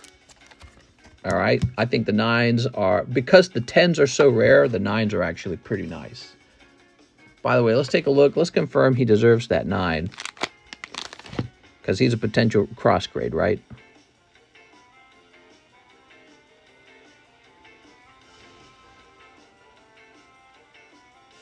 Yeah, okay. So I see a little edge problems on the top. Very light, actually. Maybe a little bit on that edge, too. Centering's not bad, though. See, I always wonder if I sent this into another company, if I'd have a chance for 10. You got to think about it. You'll be like, oh, please give me a week 10.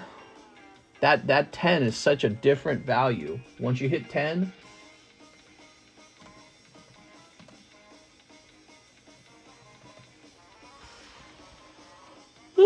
all right. So 125. 125, huh? And what's the PSA 9 going for? Okay. All right. Let me think about it for a minute.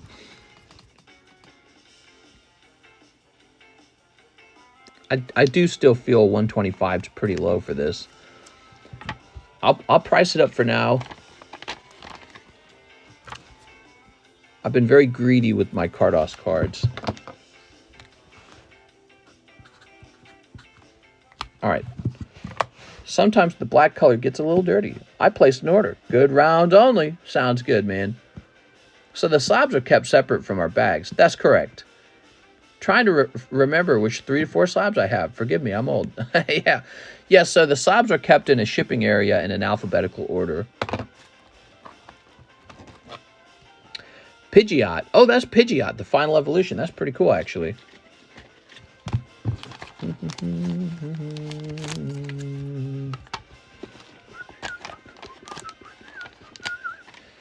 So Pidgeot might be using the move Fly in this image, right? Looks like he's flying up into the air. He drew these lines behind him to make him look like he's moving. We'll do 25 on that. When we look at Persian, looks like he's using Scratch, likely. It's either Scratch or Fury Swipe or Slash. But yeah, so you can see he's actually using an attack. It's really neat. It's a cool illustration. So that's an 8. What are old maids? Old maids are women who never got a boyfriend or husband to marry them. And eventually they fell out of the dating pool because they got too old. So they're called old maids. It's a bit of a derogatory term, actually. It's kind of like calling a guy an incel, actually, when you think about it. Okay. I know what you're really asking, though. You're asking, what does an old maid card look like? It looks like this. Old maid. Oh, Eevee, cute. That's a card game called Old Maid. So check this out. So this guy's trying to use Headbutt, and Mr. Mime has used Barrier. I think that's what it's called, right? So this is another case of how interesting this card set is, because each illustration shows a Pokemon using an ability, using an attack. In this case, Mr. Mime's protecting himself. I don't think all of these cards are equally valued. Some are more valuable than others. Like, I think the Mr. Mime is a lot more valuable just because it's so interesting to look at. Here's a real cute one. Look at this cutie. Sandshrew using the sand attack. That's what that is. Isn't that adorable? And it makes so much sense to let Sandshrew be the one to use that move. Oops. I'm all out of sleeves. Let me go get more sleeves. I use Headbutt on my wife. And then she uses Protect. And the cops are called.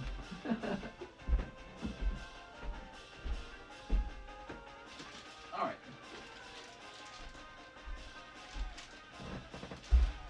I think you meant a different kind of headbutt.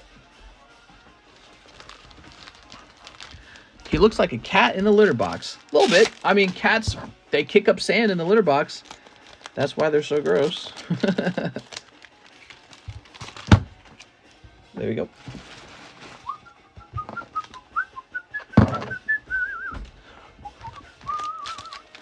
Haha, you going to jail, says Pokesly. Kitty, kitty, kitty. So nasty. Kicking all that litter. And kitty cat feces. Don't you love kitty cat feces? I just love kitty cat feces. All right, so I deem that this Sandshrew shall be $20. Draw a poop behind him, mister. A little turd on the floor, maybe. Here's a card that has to be pretty cheap to sell. You know why? People generally do not buy Hypno. Hypno does not get purchased a lot. I don't know why. When I was a kid, I was very excited to have Hypno on my team. I thought he was very cool. The idea of like mind control and stuff like that, putting enemies to sleep, super cool to me. But that's because I like psychic Pokemon. So a lot of Pokemon had like Confuse Ray or Hypnosis, right? Like Gengar had Hypnosis. So he is just 15. The Mankey is 17, so Hypno is now the cheapest. What do we got here? This is a cute one. So this is Tauros. He might be using something like Headbutt or Tackle. Probably Tackle. That looks like Tackle, doesn't it? Or Takedown. Yeah. There we go. Poor Psyduck. He's got little tears in his eyes. This Tauros, we're going to actually look his price up because this is a lovely one. I think it's always more exciting when the Pocket Monster Cardos card has Psyduck or another Pokemon in the actual image. So like the Mr. Mime, I valued that one higher because it had War Turtle using Headbutt, because it just gives you so much of a like fun visual display. But let's take a quick look at this. We're going to look up PSA Cardos Tauros. And we're going to look for the cheapest priced one right here. So the cheapest one that shows up is PSA 8 for $70. The other one's from Italy, and it's for $64, but you have to pay for it to ship from Italy. And hope that it's really there and it's not a trick. But I don't think they would trick you on such a cheap card. So I tell you what, how much the Italian one? We'll make this $64. So that's pretty neat. He's an 8. You gotta start respecting the grade once it hits around 8, 9, and 10. Here is a Vaporeon. So this would be one of the faster selling cards if the price is right, because people always buy an Evolution. Evolutions just go. People just go, I want the Evolution. I'm going to have all the Evolutions. And Evolutions tend to sell better. So even from an investment point of view, you don't have to worry as much about whether this card will sell or not, because it will. It will sell.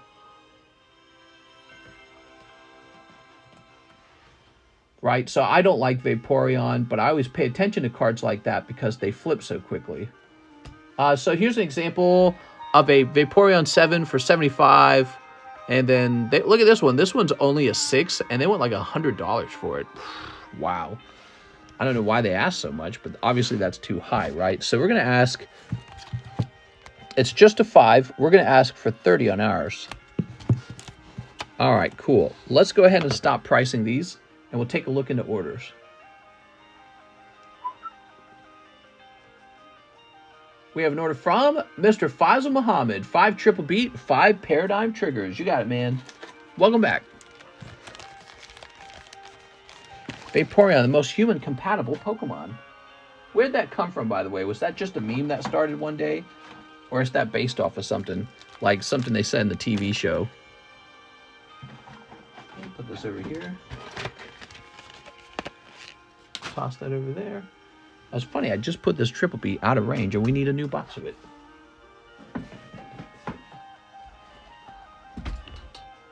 Like the stream. You should look up the story behind how they came up with Hypno as a Pokemon. How did they come up with Hypno as a Pokemon? Was it something absolutely dastardly and wrong? Throw that over there. It is from a Pokédex entry. Something about, like, kidnapping children or something. I don't know.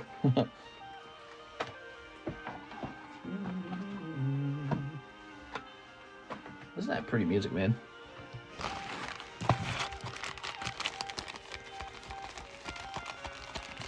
Cheapest for a PSA 8 Cardos Charizard is $370. I'm debating whether to price them or whether to sell them. He is a myth of a creature that lures children into the woods with music. Yeah, I feel like that's like the Pied Piper, essentially, right? No, not the Pied Piper. Wait, was it the Pied Piper? Do you guys know the fairy tale of the Pied Piper? I bet you some of you guys don't, actually. You know, those old fairy tales are kind of going away. I loved the creepy old fairy tales when I was a kid. And Pied Piper he was kind of like one of those creepy old, now outdated fairy tales that you would never find on television anymore. Rats, wasn't it? Yeah, who hasn't heard, and just be honest, who has not heard the fairy tale of the Pied Piper? Here you are. Here's... Oh, Tauros. Yeah, if you'd never heard of it, I'd love to know that you'd never heard that fairy tale. Because I feel like it was really common when I was young. That's the chase! Hey, look at that, pulling Lance. Not bad, man. The one where he sends children off a cliff. Okay. Cool. Hocus Pocus, the witch, sung a song to lure the children to them. Oh, God, dude. Don't remind me of Hocus Pocus. Was talking about Vaporeon Mr. the Human Compatibility. It is from a Pokemon Dex entry. Really? There we go. Oh. Namjoon movie law. Oh, banger movie law. All right, Mr. Muhammad. You got a box now, don't you? Yes. That was a pretty good round. Those old witches don't need a song, says Alex. Alex would come willingly.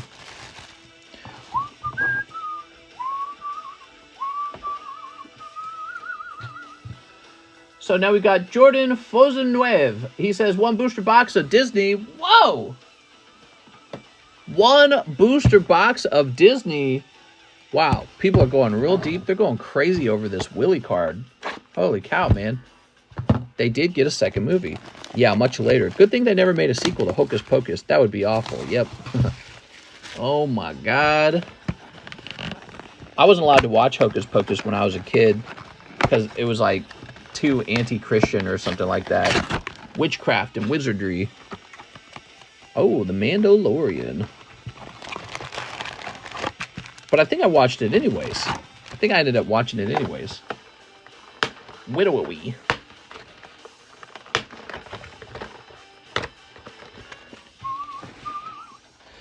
All right, Jordan Fozennueve. Disney hurt by, but the other one is fine. Oh my God.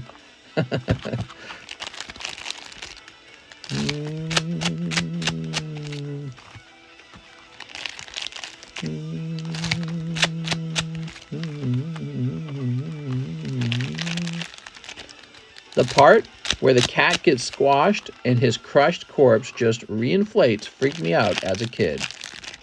Sneep. There we go.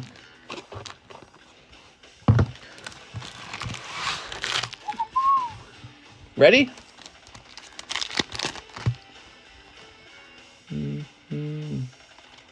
Is this Max's music?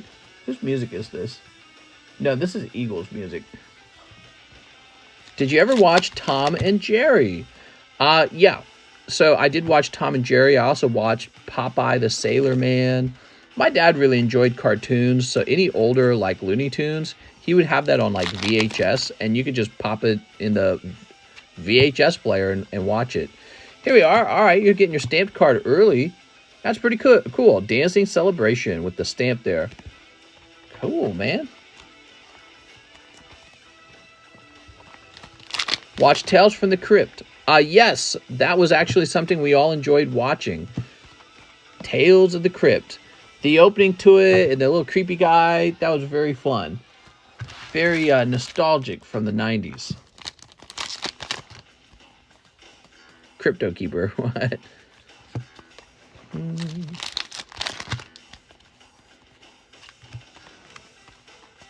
Okay, we got this guy doing the salute.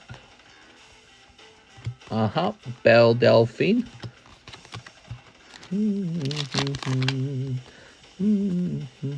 I need his diet plan. Well, his diet plan is that he's dead, so he just doesn't eat anything at all. Okay, Alice and Chungerland. Jasmine. Dunga dunga dunga dunga dunga dunga dunga dunga. Here's Peter Pan. Okay, there's this guy. Willie isn't real. Oh, he sure is. You guys just let me know what we'll probably do after I've sold out of all my product. Maybe I'll just go back to the market and buy an already graded Willie and just do a break on him. Oh, look at that. But hopefully we pull one. You know what I'm saying? So hopefully there's one in our cases. Lilo and Stitch. Minnie Mouse. All right, that's your round, Mr. Jordan. Jordan, I appreciate it, man. Whole box of anything is a lot of money. I appreciate it. That's a lot of fun opening those, too. So we got cute little puppies.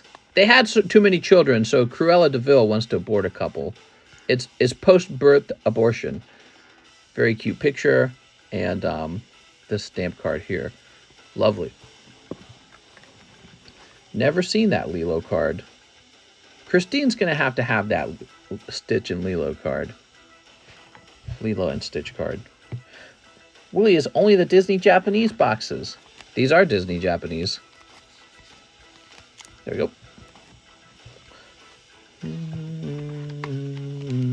The last Tom's Me, I could get the box for 40. What?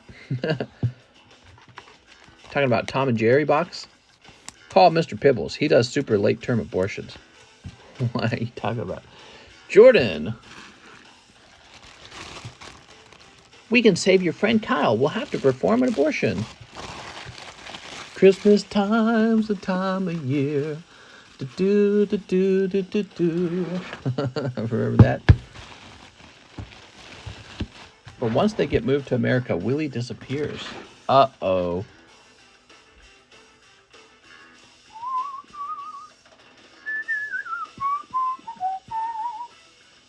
All right, so Alex, one Disney snipe.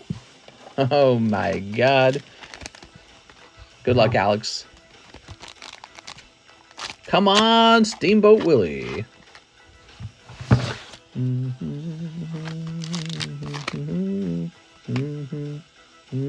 No. You got the Aladdin news? Would you like the Aladdin news or the Aladdin news? Jump over here. Well, I don't think I had enough food today, man. I'm feeling weak. There we go.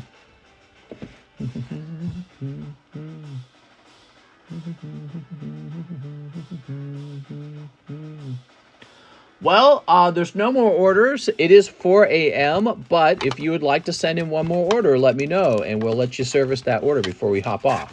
So we priced up a number of these cute Cardos cards, which needed to be done. We had a lot of Cardos cards here. They're all pretty cheap, pretty affordable. And then we got some special cards to price up, huh? Got this Blastoise priced up. How about this Nidoran? He's from Series 1, Pristine 10.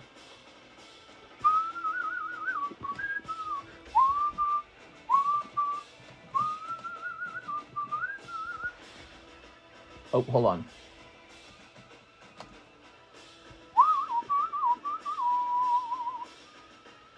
So there are literally, or should I say widowy, none of them for sale. There are no Nidoran 10s for sale. We're going to leave it at 400, believe it or not. I think they're really hard to grade that way. They're really hard to grade. Here are these. Interestingly, these didn't move a ton tonight, huh? All right. Very interesting. Here's that Dragonite. Put that over there. I think people want me to price these up probably. I kind of want to just hold these, to be honest. I'll have to think about that one more. Here's Houndoom. Oh, the cracked Houndoom, huh? Ooh. Be careful searching for Black Willie. You might find some. Oh my God. How many Disney booster boxes do you have left from the case? Well, I have multiple cases. Yeah, I have multiple cases. There we go. But I got four more boxes from this case. Show us your third leg. There we go. Whew. Grab this. All right. WTF is Dragonite doing? Dragonite. Okay, this is going to be PSA 8. Tyranitar. Fates collide. Let's see what happens.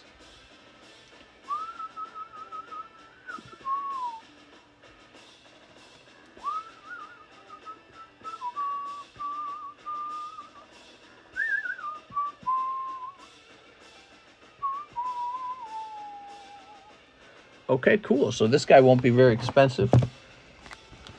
He looks really nice. There it is. This would be an excellent break. Mew reverse holo, huh? I think we've already got one of these up for sale, so I don't really feel like this guy needs to be here. We had one of those up for sale. Here's a Magnemite. Magnemite 9, no rarity. New Titanic scans. Mister can lean on it like a kickstand. Crazy, man. Here we are. All right.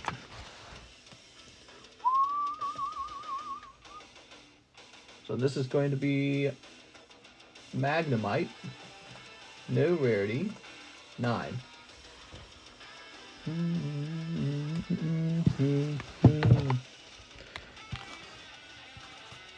$80. No rarity cards are always expensive. All right, let's see if we had any last orders. Yes, we did.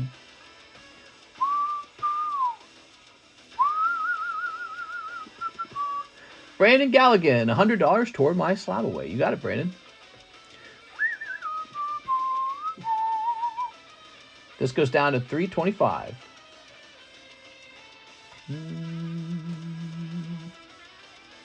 Mr. Muhammad Faisal, 5 more triple beats and 2 V-Star Universe. Ooh, these are really nice.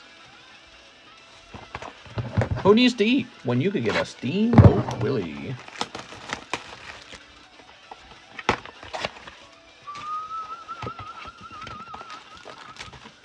There we go. That Dragonite doing Majin Boo beams.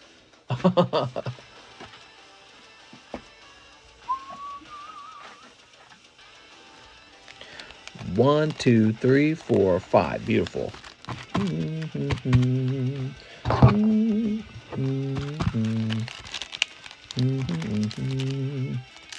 Beep.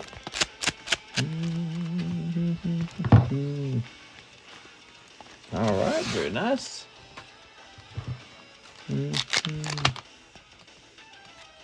Hatterene. Oh, we got a full art energy. Wow.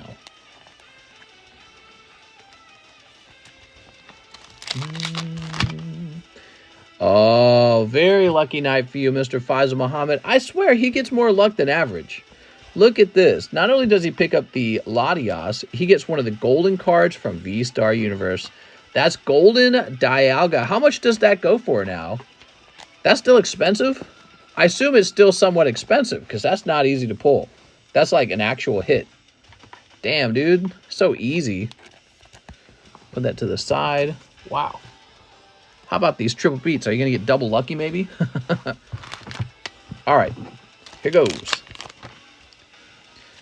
We got Claude Sire. Brr. So nice, man. Hydreigon. Oh, man. There's that Magikarp. Everyone's going to want this. Such a cool card. That comes out of triple beat, just so you guys know. It's not even like a super rare pull, so you can pull one. Not too difficult to pull one. Without going super crazy deep, I think. Okay, there we go. All right, awesome, man. Well, I would say his round was excellent. Look at all that, guys. There you go.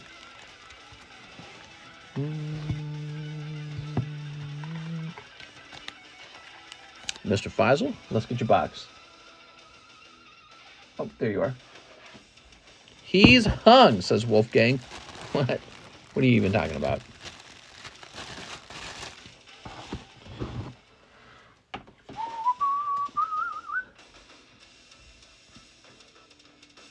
All right, cool, cool. So let's go ahead and start working on that poker card giveaway for you guys who hung out. You ready? All right.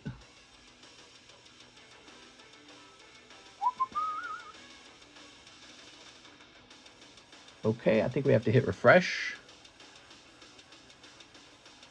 And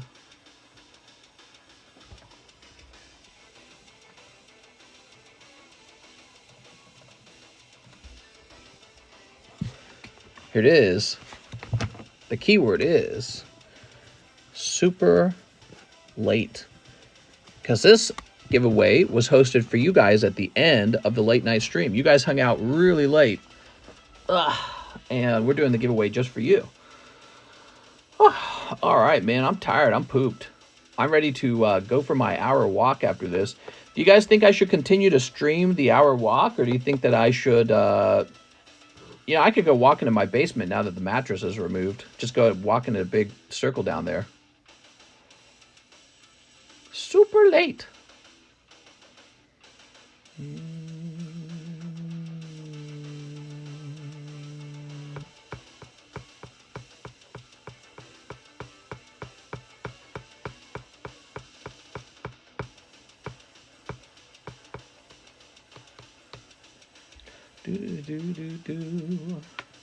Give you guys another minute or so. Super late, eating a super cake after my super date. What?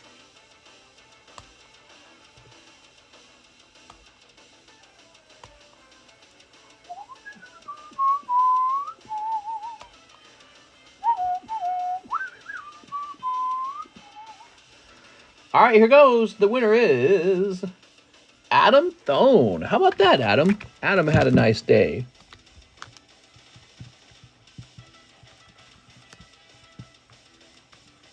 Okay, now we're not done. We're going to run it again, but this time members only. Make sure that members have something nice for the fact that they are members. So we're turning on member only. There it is, chat. All right, now that it is members only, the keyword is 123. Go ahead and type it in now. The keyword is 123. All right, you're not going to have a lot of time to type that in, but that's members only. Whew. Finally, something easy, says Alex.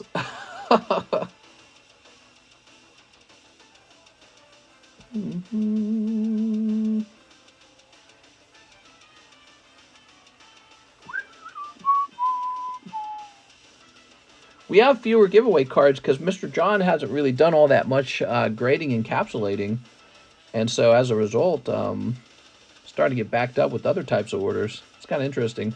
I wonder what John's doing in his free time. He must be busy. Must be a busy bee.